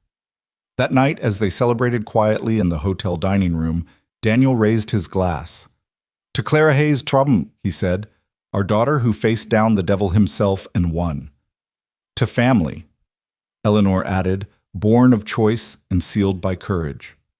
Clara raised her own glass, thinking of her birth parents who'd given her life and her chosen parents who'd given her a future. To second chances, she said, and to the courage to take them. As they clinked glasses, Clara realized that the scared girl who'd stood on that auction platform months ago was gone. In her place stood Clara Hayes' daughter, survivor, and fighter for justice. She didn't know what the future held, but for the first time in her life, she was eager to find out. The journey back to Columbus should have been triumphant, but Clara found herself strangely subdued as the carriage rolled through the Texas countryside.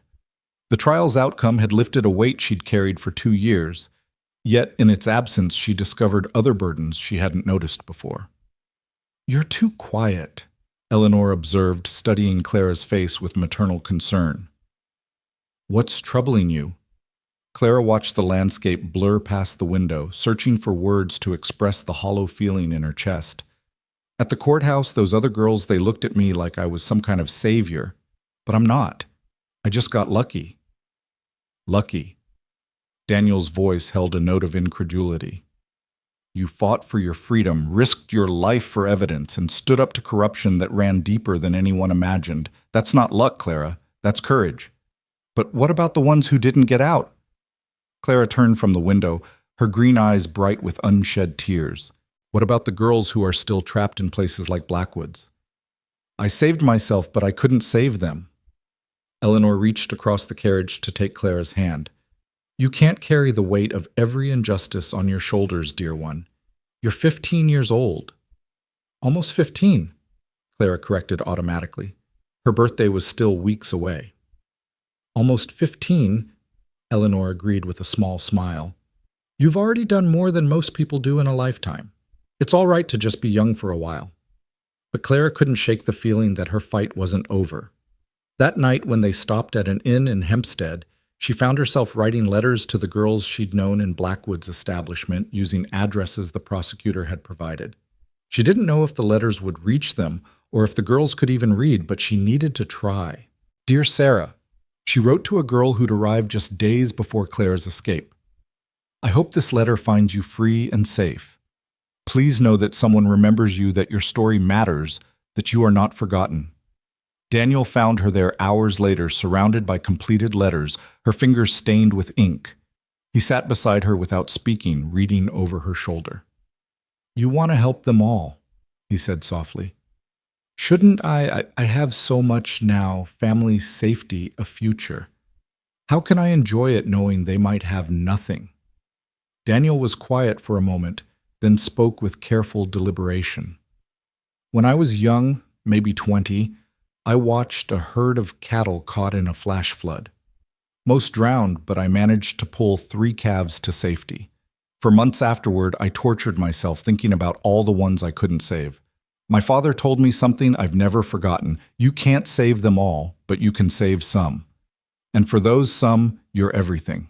Clara leaned against his shoulder, drawing comfort from his solid presence. 3 calves, she repeated. Was it worth it? Those 3 calves became the foundation of our current herd. Every cow we own today descends from them. So yes, it was worth it. Small acts can have consequences we never imagine. When they finally arrived home, the ranch felt different to Clara, smaller somehow, after the vastness of what she'd witnessed in Galveston, but also safer, more precious. She stood on the porch, breathing in the familiar scents of grass and cattle earth and growing things. "Welcome home," Eleanor said, and Clara realized with a start that it truly was home now. Not just a refuge or a temporary shelter, but home. The adoption was finalized the following week in a simple ceremony at the courthouse. Judge Harrison presided, his weathered face kind as he asked Clara if she understood what she was agreeing to. "I understand I'm choosing to become the legal daughter of Daniel and Eleanor Hayes," Clara said clearly. "I understand they'll have parental rights over me until I reach majority, and I understand that I'm accepting the Hayes name permanently." "And you do this of your own free will?" "I do." When Judge Harrison declared the adoption final, Clara felt something shift inside her chest, a clicking into place like a key finally finding its lock. She was Clara Hayes now, officially, legally, irrevocably. The small celebration afterward at the ranch included Sheriff Coleman, Mr. Chen Samuel, the foreman, and surprisingly Mrs. Patterson. The minister's wife approached Clara with an expression of chagrin. "I owe you an apology," she said stiffly. "I was unkind when you first arrived. I made assumptions that were both uncharitable and wrong." Clara studied the older woman's face, seeing the effort this apology cost her. "We all make mistakes, Mrs. Patterson. Thank you for saying so. You conducted yourself with remarkable dignity at the trial. The whole county's talking about it." Mrs. Patterson paused, then added with apparent difficulty, "We're proud to have you as part of our community." As the woman walked away, Eleanor whispered, "That might be the closest to a compliment Agnes Patterson has ever given anyone." "Should I feel honored?" Clara asked with a hint of her old humor. "Deeply," Daniel replied, his eyes twinkling. Winter settled over Texas with unusual severity that year. By December, ice glazed the water troughs each morning and the cattle huddled together for warmth. Clara threw herself into ranch work with renewed vigor, learning to predict weather changes by the behavior of the animals, to doctor sick calves, to read the subtle signs of the land. One particularly bitter evening, as she helped Daniel and Samuel bring the horses into the barn, before a threatening storm, Samuel made an observation that stopped her cold. "You've got the instincts for this," he said, watching her calm a skittish mare with a gentle hand and soft words. "Not everyone does. Some learn the mechanics of ranching, but you understand the spirit of it." "Samuel doesn't give compliments lightly," Daniel noted after the foreman had gone. "He's right, though. You have a gift with the animals." Clara stroked the mare's neck, considering. "They're honest. Animals don't pretend or manipulate. If they trust you, it's real. If they don't, they let you know immediately." "Is that why you still struggle to trust people?" Daniel asked gently. Clara's hand stilled on the horse. "I trust you and Eleanor. But sometimes I wake up afraid it's all a dream, that I'll open my eyes and be back in that warehouse waiting to be sold again." She turned to face him. "Does that make me ungrateful?" "It makes you human," Daniel replied. "Trust that's been broken takes time to rebuild. We're not going anywhere, Clara. However long it takes for you to believe that completely, we'll be here." That night, the threatened storm arrived with a vengeance. Wind howled around the house like a living thing, and sleet hammered against the windows. Clara lay in her bed listening to the fury outside when she heard something else, a pounding at the front door, desperate and insistent. She grabbed her wrapper and crept to the landing, where she found Daniel already descending the stairs, rifle in hand. Eleanor appeared beside Clara. Both of them tense with memory of the last time someone came to their door at night. Daniel peered through the window, then quickly unlocked the door. A figure stumbled in, so covered in ice and mud as to be almost unrecognizable. It wasn't until the person pushed back her sodden hood that Clara gasped in recognition. "Sarah?" It was indeed Sarah, the young girl from Blackwood's establishment, the one Clara had written to. She was skeletal thin, her lips blue with cold, her whole body shaking violently. "Clara," she managed through chattering teeth, "you said, in your letter, you said if I ever needed help." She collapsed before she could finish. Daniel caught her, lifting her easily. She weighed almost nothing, and carried her to the fire while Eleanor ran for blankets and warm clothes. "How did you get here?" Clara asked, kneeling beside Sarah as Eleanor worked to remove her frozen clothes. "Walked, from Galveston. Took weeks." Sarah's eyes, huge in her gaunt face, fixed on Clara with desperate hope. They wanted to put me in another house, another man's. I ran. Shh, Eleanor soothed, wrapping Sarah in warm blankets. You're safe now. No more talking until we get you warm. They worked through the night, slowly bringing life back to Sarah's frozen limbs. She'd suffered frostbite on several toes, and Clara could see the signs of long hunger in her protruding bones and hollow cheeks. But she was alive, and as the hours passed, color slowly returned to her face. When dawn broke gray and bitter through the still falling sleet, Sarah finally told her story fully. After Blackwood's conviction, his establishment had been shut down, but the girls had simply been transferred to other houses, other owners. The cycle continued, just with different faces. When your letter came, I couldn't believe it, Sarah whispered. Someone remembered me. Someone cared. I kept it hidden, read it so many times I memorized every word. When they said I was being sold to a house in Houston, I knew I had to run. You walked from Galveston in winter. Eleanor's voice held awe and horror in equal measure. I hid during the day, walked at night, begged food when I could, stole when I couldn't. Sarah's eyes found Clara's. You did it. You escaped and made something of yourself. I thought maybe I could too. Daniel and Eleanor exchanged glances over Sarah's head, a silent conversation passing between them. Clara held her breath, hoping. Well, Eleanor said briskly, first things first. You need food rest and proper medical attention for those feet. We'll send for Dr. Morrison in the morning. After that, we'll figure out the rest. I can work, Sarah said desperately. I'm good with sewing and I can clean and…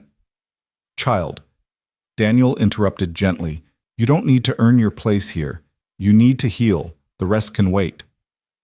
Sarah began to cry, then great gasping sobs that seemed to come from the depths of her soul.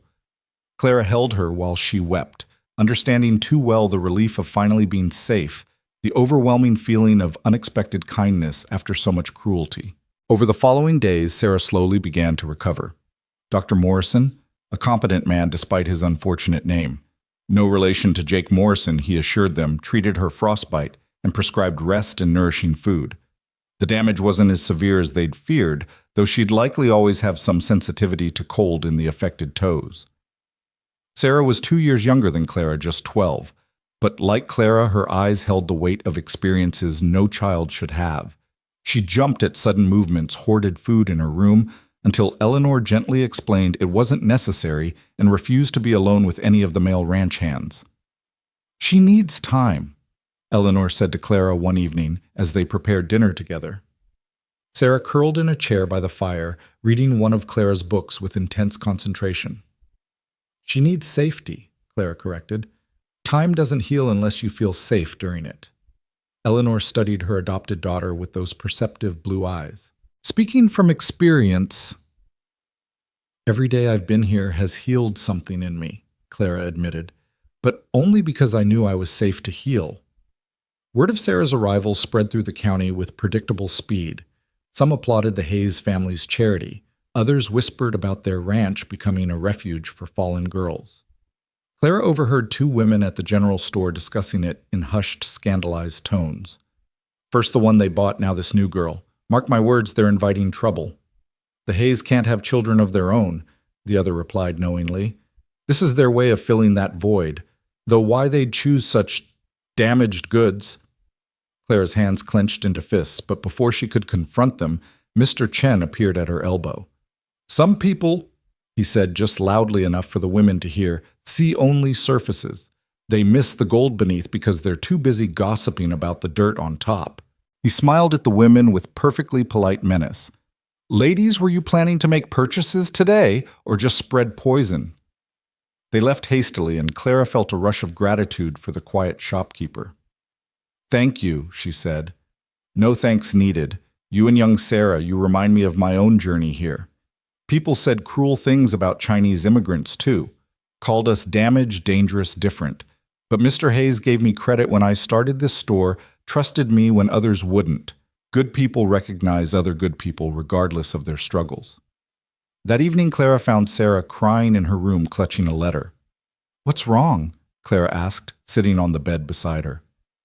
I wrote to my sister, Sarah said through her tears. She's still in Houston in one of the houses. I thought maybe, but she wrote back saying I'm dead to her, that by running I've shamed her, made things worse for the other girls. Clara pulled Sarah into her arms, remembering her own isolation, the weight of being alone in the world. Family isn't always blood, she said softly. Sometimes the family we choose is stronger than the one we're born to. Like you and the Hayes, and exactly like that, and like you with us if you want. Sarah pulled back to look at her. They let me stay, Clara pointed out. And I came with a lot more trouble than you did. As if to prove her point, the next morning brought unexpected visitors. A well-dressed man in a city suit arrived with two companions presenting documents to Daniel. Mr. Hayes, I represent the interests of certain parties in Houston who have legal claim to the girl Sarah Warner. She's a runaway contracted to service until her 18th birthday. Daniel examined the papers with deliberate slowness, while Clara felt her heart race. They couldn't lose Sarah now, not when she'd just begun to feel safe. These papers, Daniel said finally, claim Sarah owes a debt of $200 for room board and training. That's correct? And if that debt were paid, the man's eyes gleamed with greed, then naturally the contract would be dissolved. Clara, Daniel said without looking at her, fetch my checkbook. Clara flew to his study, understanding immediately what he intended. When she returned, Eleanor and Sarah had joined them, Sarah trembling behind Eleanor's protective presence. Daniel wrote the check with steady hands, though Clara knew the amount would strain their finances, especially after the damage from Blackwood's attack. He handed it to the man with a look of barely concealed disgust. Take your blood money and get off my land. And know this, if you or anyone else comes for this girl again, you'll answer to me, to Sheriff Coleman, and to every decent person in this county. The man pocketed the check with a smirk. Pleasure doing business with you, Mr. Hayes, though I wonder how many more strays you can afford to collect. After they left, Daniel turned to find Sarah staring at him with shock. You paid all that money. For me. I paid for your freedom, Daniel corrected gently. Just as I did for Clara. Every person deserves a chance at a real life. Sarah began to sob, falling to her knees, but Eleanor quickly pulled her up. None of that, she said firmly. We don't kneel in this house. We stand together. That night, Clara found Daniel in his study going over the account books with a furrowed brow. We're going to be tight this winter, he admitted when she asked, but we'll manage. We always do. I could help, Clara offered. My aunt and uncle, they offered to set up a trust for my education. Maybe we could use some of that. No, Daniel said firmly. That money is for your future. We don't solve today's problems by mortgaging tomorrow's possibilities. But Sarah is our responsibility now, just as you are. We'll find a way. And they did. Clara and Sarah took on extra work making preserves and quilts to sell in town. Eleanor expanded her garden planning for extra produce to sell come spring. Daniel and Samuel worked longer hours breaking horses for sale to the army fort nearby. Christmas approached with little fanfare. Money was too tight for elaborate celebrations. But on Christmas Eve, as they sat around the fire, Daniel, Eleanor, Clara, and Sarah, something magical happened. Sarah, who barely spoke above a whisper, began to sing. Her voice was pure and clear, a soprano that seemed to come from heaven itself. She sang an old Irish carol that Clara remembered her mother singing, and Clara found herself joining in her alto, harmonizing with Sarah's soprano. Eleanor added her voice, and finally Daniel's deep bass completed the quartet. When they finished, there were tears on every face. My mother taught me to sing, Sarah said softly. Before she died, she said my voice was a gift from God, and that someday it would save me. She looked around at the faces of her new family. I think she was right. That moment crystallized something for Clara. They were no longer separate people brought together by circumstance. They were truly a family. Unconventional, perhaps forged in hardship rather than blood, but no less real for it.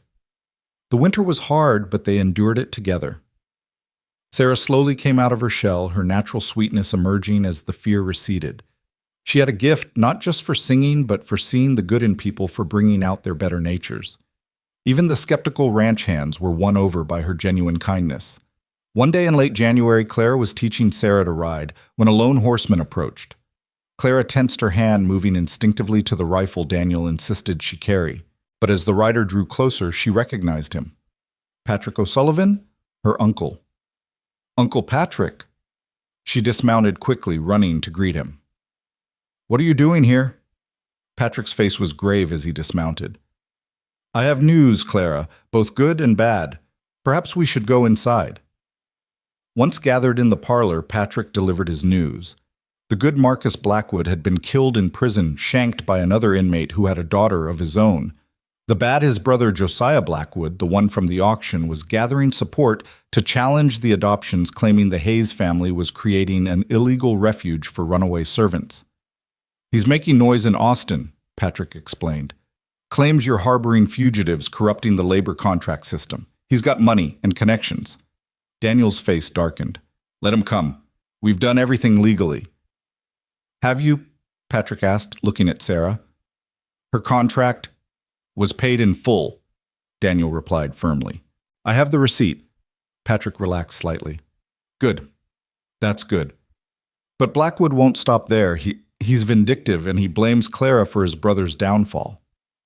"Then we fight," Eleanor said with quiet determination. "We fought before." "Actually, Patrick said, reaching into his jacket. "That's why I'm here. Margaret and I want to help." He pulled out a bank draft that made everyone gasp. "Consider it an investment in family." The amount was enough to pay off the ranch's mortgage and have plenty left over. Daniel immediately shook his head. "We can't accept this." "You can, and you will," Patrick said firmly. "Clara is our blood, which makes you family too. And family helps family. Besides," he added with a slight smile, "I've been following the story in the papers. What you're doing here, taking in these girls, giving them real homes and futures, it's important work, work that deserves support." Clara felt tears spring to her eyes. "Uncle Patrick—" "No tears," he said gruffly. "Your aunt would never forgive me if I made you cry. She sends her love by the way and several books she thought you and Sarah might enjoy." That evening, after Patrick had left with promises to return soon with Margaret, the family sat together absorbing the magnitude of what had just happened. Financial security meant they could not only weather Blackwood's challenge, but could potentially help more girls like Sarah. "We could make it official," Clara said suddenly. "Create a proper refuge, a place where girls escaping situations like ours can come to heal, learn skills, find families." Eleanor's eyes lit up. "A sanctuary." "The Hayes home," Daniel said thoughtfully. "For girls who need second chances." Sarah spoke up shyly. "Could I help? I mean, I know what they're going through. Maybe I could, I don't know, be proof that it gets better." Clara reached over to squeeze her hand. "You already are proof just by surviving." As winter gave way to spring, their plans began to take shape. Word spread carefully, quietly through networks Clara had maintained from her time in Galveston. Girls began to arrive, some brought by sympathetic lawmen, others finding their own way like Sarah had. Not all stayed. Some couldn't adjust to the structure and safety after years of chaos. Others left to seek families of their own once they'd healed enough. But many remained, finding in the Hayes Ranch something they'd never had a true home. By the time Clara's 15th birthday arrived in March, the ranch housed 6 girls besides herself and Sarah. Each had a story of survival, each brought unique skills and perspectives. The main house had been expanded with Patrick and Margaret's help, adding a dormitory wing. The night of Clara's birthday, as they all gathered for dinner, a raucous affair with 12 people around the table, Clara looked around in wonder. A year ago, she'd stood on an auction block with no hope and no future. Now she was surrounded by family, both chosen and blood engaged in work that mattered. Eleanor raised her glass. "To Clara Hayes, who changed all our lives by having the courage to survive." "To all of us," Clara corrected, raising her own glass, "for having the courage to thrive." As the sun set over the ranch that had become a sanctuary, Clara realized that her story, their story, was far from over. Josiah Blackwood was still out there planning his challenge. More girls would need their help. The work would be hard, the opposition fierce. But looking around the table at the faces of her family, Daniel's quiet strength, Eleanor's fierce compassion, Sarah's gentle resilience, and all the others who'd found their way here, Clara knew they were ready for whatever came next. They'd built something precious here, something worth fighting for. The Hayes home for second chances, as it would come to be known, had begun with one desperate bid at a terrible auction. Now it stood as a beacon of hope in a dark world, proof that love could triumph over commerce, that human dignity was worth any price, and that sometimes the families we choose are the strongest ones of all. As laughter filled the house and music from Sarah's sweet voice drifted through the windows, Clara stepped onto the porch to watch the stars emerge in the vast Texas sky. She thought of her birth parents, hoping they'd be proud. She thought of Mary Elizabeth Hayes, the baby who'd lived only 3 days, but whose memory had helped create space for so much love. She thought of all the girls still trapped, still hoping, still surviving. "We're coming for you," she whispered to the night. "Hold on, we're coming." Behind her, Daniel appeared, placing a gentle hand on her shoulder. Planning to save the world, daughter. Clara leaned into his solid presence, drawing strength from the man who'd shown her what a father could be. "Maybe not the whole world, but our corner of it." "Yes. That's my girl," he said with quiet pride. "That's my Clara." As they stood together watching the night deepen, neither knew that their greatest challenges and greatest triumphs still lay ahead. But for that moment in the peace of the ranch that had become a haven, they were simply father and daughter, united in purpose and love, ready to face whatever tomorrow might bring. The challenge from Josiah Blackwood came sooner than expected. 2 weeks after Clara's birthday, Sheriff Coleman arrived at the ranch with a grim expression and official documents that made Daniel's jaw tighten with anger. "He's petitioned the state legislature," Coleman explained, spreading the papers across Daniel's desk. "Claims you're running an illegal operation harboring fugitives and corrupting the labor contract system. He's demanding an investigation and the immediate return of all girls to their contracted employers." Clara, who'd been summoned along with Eleanor, felt her blood run cold. "He can't do that. We paid Sarah's debt. The others came here freely." Blackwood's arguing that minors can't make such decisions, that you're essentially stealing property. Coleman's disgust was evident. He's also suggesting improper relationships given that you have young girls living with a married couple in ranch hands. Eleanor gasped in outrage. "How dare he?" "It's what men like him do," Daniel said quietly, his voice controlled but dangerous. "They throw mud and hope something sticks. When is the hearing?" 3 weeks, in Austin. You'll need to appear before a legislative committee." Coleman paused, then added, "Blackwood's hired Theodore Ashford as his lawyer." Clara's heart sank. Theodore Ashford was known throughout Texas as a ruthless legal mind who'd never lost a case. He specialized in destroying reputations, turning victims into villains with surgical precision. That evening, the entire household gathered in the parlor. The 6 girls who'd joined them, Sarah, of course, but also Mary, Rebecca, Louise, Anne, and Catherine, sat in a circle of chairs, their faces anxious. Clara had insisted they all be told the truth.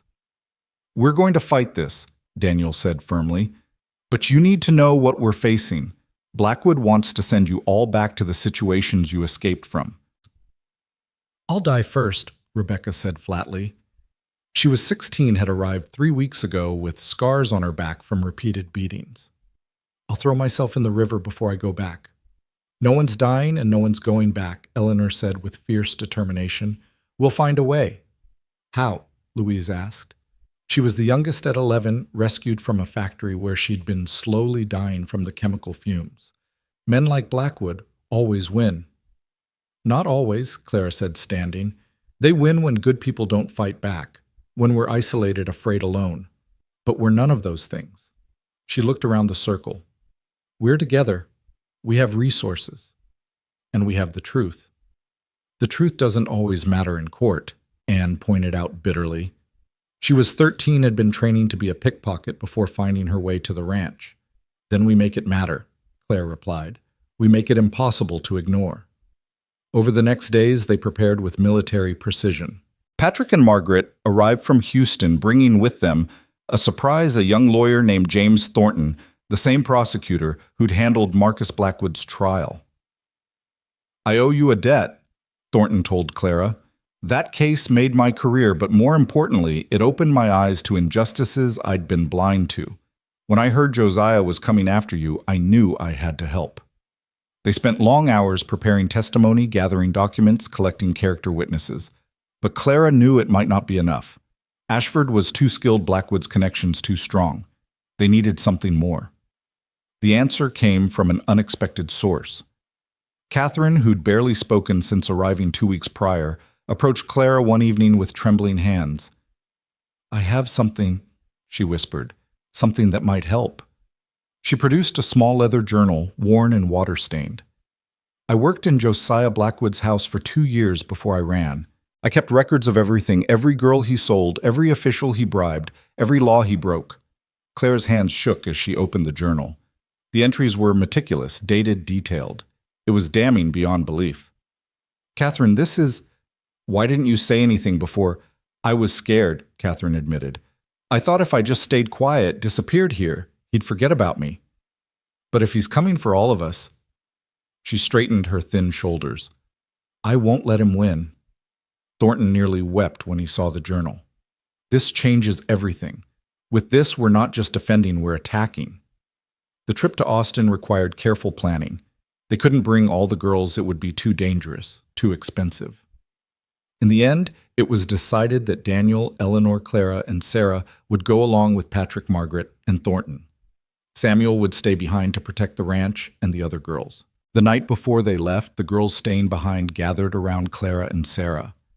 "You're speaking for all of us," Rebecca said solemnly. "Every girl who's ever been trapped, sold, used. Don't let them make us invisible." "I won't," Clara promised, though the weight of responsibility felt crushing. Austin was larger than Clara had imagined, the state capital bustling with politicians, businessmen, and influence peddlers. The hotel where they stayed was grand, but Clara couldn't appreciate its elegance. Her mind was focused entirely on the next day's hearing. That evening, as she stood on the balcony overlooking the city, Sarah joined her. "Are you scared?" Sarah asked. "Terrified," Clara admitted. "Last time I just had to tell my own story. Now I'm responsible for everyone's." "You were responsible then too," Sarah pointed out. "You just didn't know it yet. Every girl who got free because of what you did in Marcus Blackwood's trial, you were speaking for them too."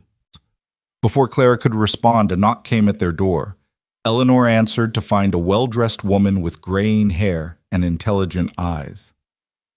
"My name is Victoria Ashford," the woman said, and Clara's blood ran cold. "I'm Theodore's wife. May I come in?" Daniel stepped forward protectively, but the woman raised her hand. "Please, I mean no harm. In fact, I've come to help." They allowed her in warily. Victoria Ashford sat primly on the edge of a chair, her hands folded in her lap. "My husband is brilliant," she began without preamble. "Also ruthless, ambitious, and utterly without conscience. I've watched him destroy innocent people for 30 years, telling myself it was just his profession. But when he took this case, when he told me gleefully how he'd destroy those meddling do-gooders and their collection of whores—" Her voice broke slightly. "I have a daughter, you see. She's 15, the same age as you, Clara." "What are you saying?" Eleanor asked carefully. Victoria reached into her bag and pulled out a folder. "My husband's strategy. Every argument he plans to make, every witness he'll call, every dirty trick he intends to play. I've lived with him long enough to know how he thinks." She stood. "I won't testify against him, I'm still his wife. But perhaps this information might accidentally find its way into the right hands." She left as quickly as she'd come, leaving them staring at the folder in stunned silence. "It could be a trap," Patrick said. "Look at it," Clara said. "If it's real, we need to know. If it's false, we'll recognize the lies." Thornton spent the night reviewing the documents, cross-referencing with Catherine's journal and their own preparations. By dawn, his eyes were red-rimmed but triumphant. "She's given us everything. With this, we can counter every move Ashford makes." The legislative hearing convened in an imposing room with high ceilings and portraits of stern men looking down from the walls. The committee consisted of 5 legislators, all male, all wearing expressions of barely concealed boredom. Clara recognized the look they'd already made up their minds, or been paid to. Josiah Blackwood sat at the plaintiff's table, his similarity to his dead brother making Clara's skin crawl. Theodore Ashford stood beside him, tall and distinguished with the confidence of a man who'd never lost. "Gentlemen of the committee," Ashford began, his voice resonating with authority. "We're here today to address a dangerous precedent being set in Columbus, Texas. Under the guise of charity, the Hayes family is systematically undermining the legal labor contract system that keeps our economy functioning." He painted a picture of chaos and lawlessness, of girls abandoning their legal obligations, of honest businessmen being robbed of their investments. He was persuasive, Clara had to admit, making their sanctuary sound like a den of thieves and radicals. But Thornton was ready. As Ashford spoke, he calmly arranged documents on his table, each one a rebuttal to the claims being made. When his turn came, he stood slowly, deliberately. "Mr. Ashford speaks of legal contracts and economic systems," Thornton began. "But let's discuss what these contracts actually entail." He picked up a document. "This is Sarah Warner's contract. She was sold at age 10, sold gentlemen to work 18 hours a day in conditions that killed 3 girls in the span of 2 months. Is this the system we're defending?" He continued methodically, using Catherine's journal to detail Josiah Blackwood's own crimes. Bribery, trafficking of minors, forged documents claiming orphan status for girls whose parents were simply too poor to fight back. Ashford objected repeatedly, but Thornton had anticipated each objection thanks to Victoria's information. He countered every argument, turned every accusation back on Blackwood. Then it was Clara's turn to testify. She stood smoothing her dress, a respectable blue wool that Eleanor had insisted on, and walked to the witness chair with her head high. "State your name for the record," the committee chairman said, sounding bored. "Clara Hayes, formerly Clara Sullivan. And you're the girl who was purchased by Daniel Hayes." "I was freed by Daniel Hayes," Clara corrected firmly. "Purchased implies I was property. I am not and never was property, despite what men like Josiah Blackwood believe." Ashford stood for cross-examination, and Clara saw something flicker in his eyes, uncertainty. His wife's betrayal had shaken him. "Miss, Hayes," he said, the pause deliberate, "you admit to stealing documents from Marcus Blackwood." "I admit to taking evidence of his crimes, yes. Theft is theft regardless of motivation." "And slavery is slavery regardless of what you call it," Clara shot back. "Would you condemn a slave for stealing her freedom papers?" A murmur ran through the watching crowd. The committee members shifted uncomfortably. Ashford tried another approach. "You claim the Hayes Ranch is a legitimate sanctuary, but isn't it true that you harbor girls who've broken legal contracts?" "We shelter children who've escaped abuse," Claire replied. "If the law protects those who abuse children, then the law is wrong. You can't simply decide which laws to follow." "The Fugitive Slave Act was law," Claire interrupted. "Was it right?" "The law once said women couldn't vote, couldn't own property. Was that right? Laws are made by men, Mr. Ashford, and men are fallible. Conscience must sometimes supersede statute." One of the committee members, younger than the others, leaned forward. "Are you suggesting we ignore the law?" "I'm suggesting we change it," Clara said, meeting his eyes directly. "I'm suggesting we stop allowing the sale of children under the pretense of labor contracts. I'm suggesting we protect the vulnerable instead of those who exploit them." Sarah testified next, her sweet voice describing the horrors she'd endured in heartbreaking detail. Even the hostile committee members looked uncomfortable as she spoke of girls dying from overwork, of beatings, of worse things that she could only allude to. Eleanor testified about the transformation she'd witnessed in the girls they'd taken and how they'd flourished when given safety and education. Daniel spoke of the economic benefits of having educated, willing workers rather than enslaved, broken ones. Then came the surprise witness. Victoria Ashford walked into the room. Her husband's face went white. "Victoria, what are you doing here?" She didn't look at him, instead addressing the committee. "I'm here as a mother and a citizen concerned about the welfare of children in our state." She pulled out a document. "This is a letter from my husband to Josiah Blackwood promising to destroy the Hayes family in exchange for a percentage of Blackwood's business interests." The room erupted. Ashford was on his feet shouting about marital privilege and inadmissible evidence. Blackwood was cursing. The committee chairman was banging his gavel. When order was restored, Victoria continued calmly. I've watched my husband pervert justice for 30 years. I will not watch him destroy people who are trying to save children. Yes, I'll likely be divorced for this, but I'll sleep peacefully knowing I finally did the right thing. She left amid chaos. Ashford was too shaken to continue effectively, his remaining arguments falling flat. When Thornton presented Catherine's journal as final evidence detailing Josiah Blackwood's own extensive crimes, the case was essentially over. The committee recessed for deliberation. Clara and her family waited in agonizing suspense for 3 hours before being called back. The committee chairman stood, his expression grave. After reviewing the evidence, this committee finds no grounds for action against the Hayes family. Furthermore, we recommend that Mr. Josiah Blackwood be investigated for his own violations of state law. He paused, then looked directly at Clara. Miss Hayes, your testimony was illuminating. This committee will be recommending new legislation to prevent the exploitation of minors through fraudulent labor contracts. Clara felt her knees go weak with relief. Eleanor caught her, holding her up as the room erupted in celebration. They'd won. More than won, they'd changed things. Josiah Blackwood stormed out, but not before passing close to Clara. This isn't over, he hissed. Yes, it is, Sheriff Coleman said, appearing with 2 Austin policemen. Josiah Blackwood, you're under arrest for bribery, trafficking, and conspiracy. He smiled at Clara. Catherine's journal was very thorough. The Austin authorities were quite interested. As Blackwood was led away in chains, Clara felt a chapter of her life closing. The Blackwood brothers who'd caused so much suffering were finished. That evening, they celebrated at a restaurant in Austin. Patrick raised his glass, repeatedly toasting their victory.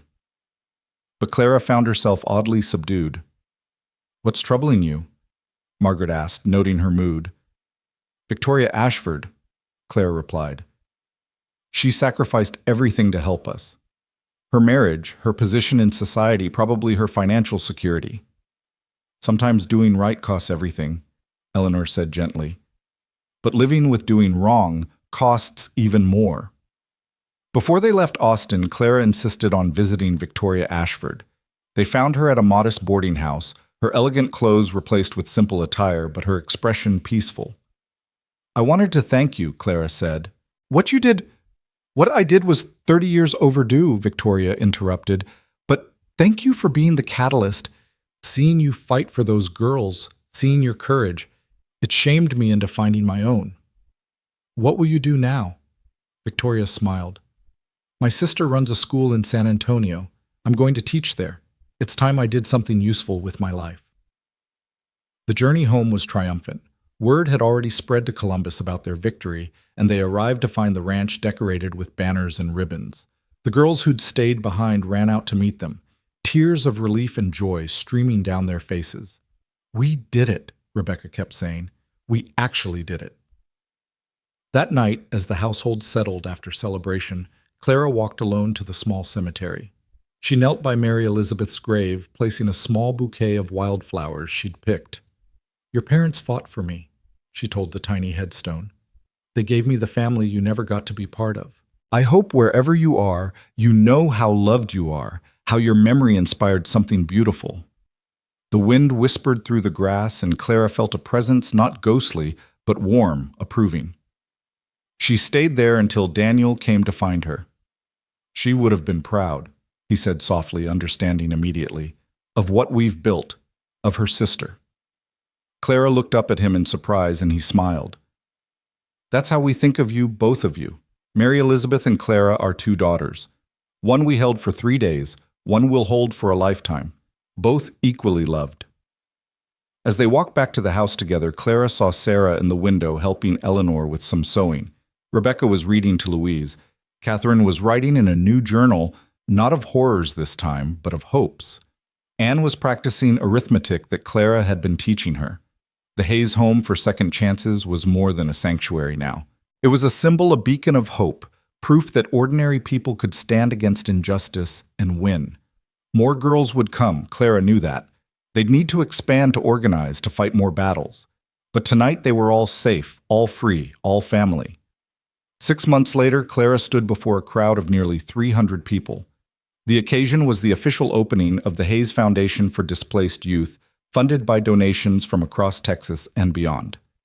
The story of their fight against the Blackwoods had spread, inspiring others to take action. Clara, now 16, had been asked to speak.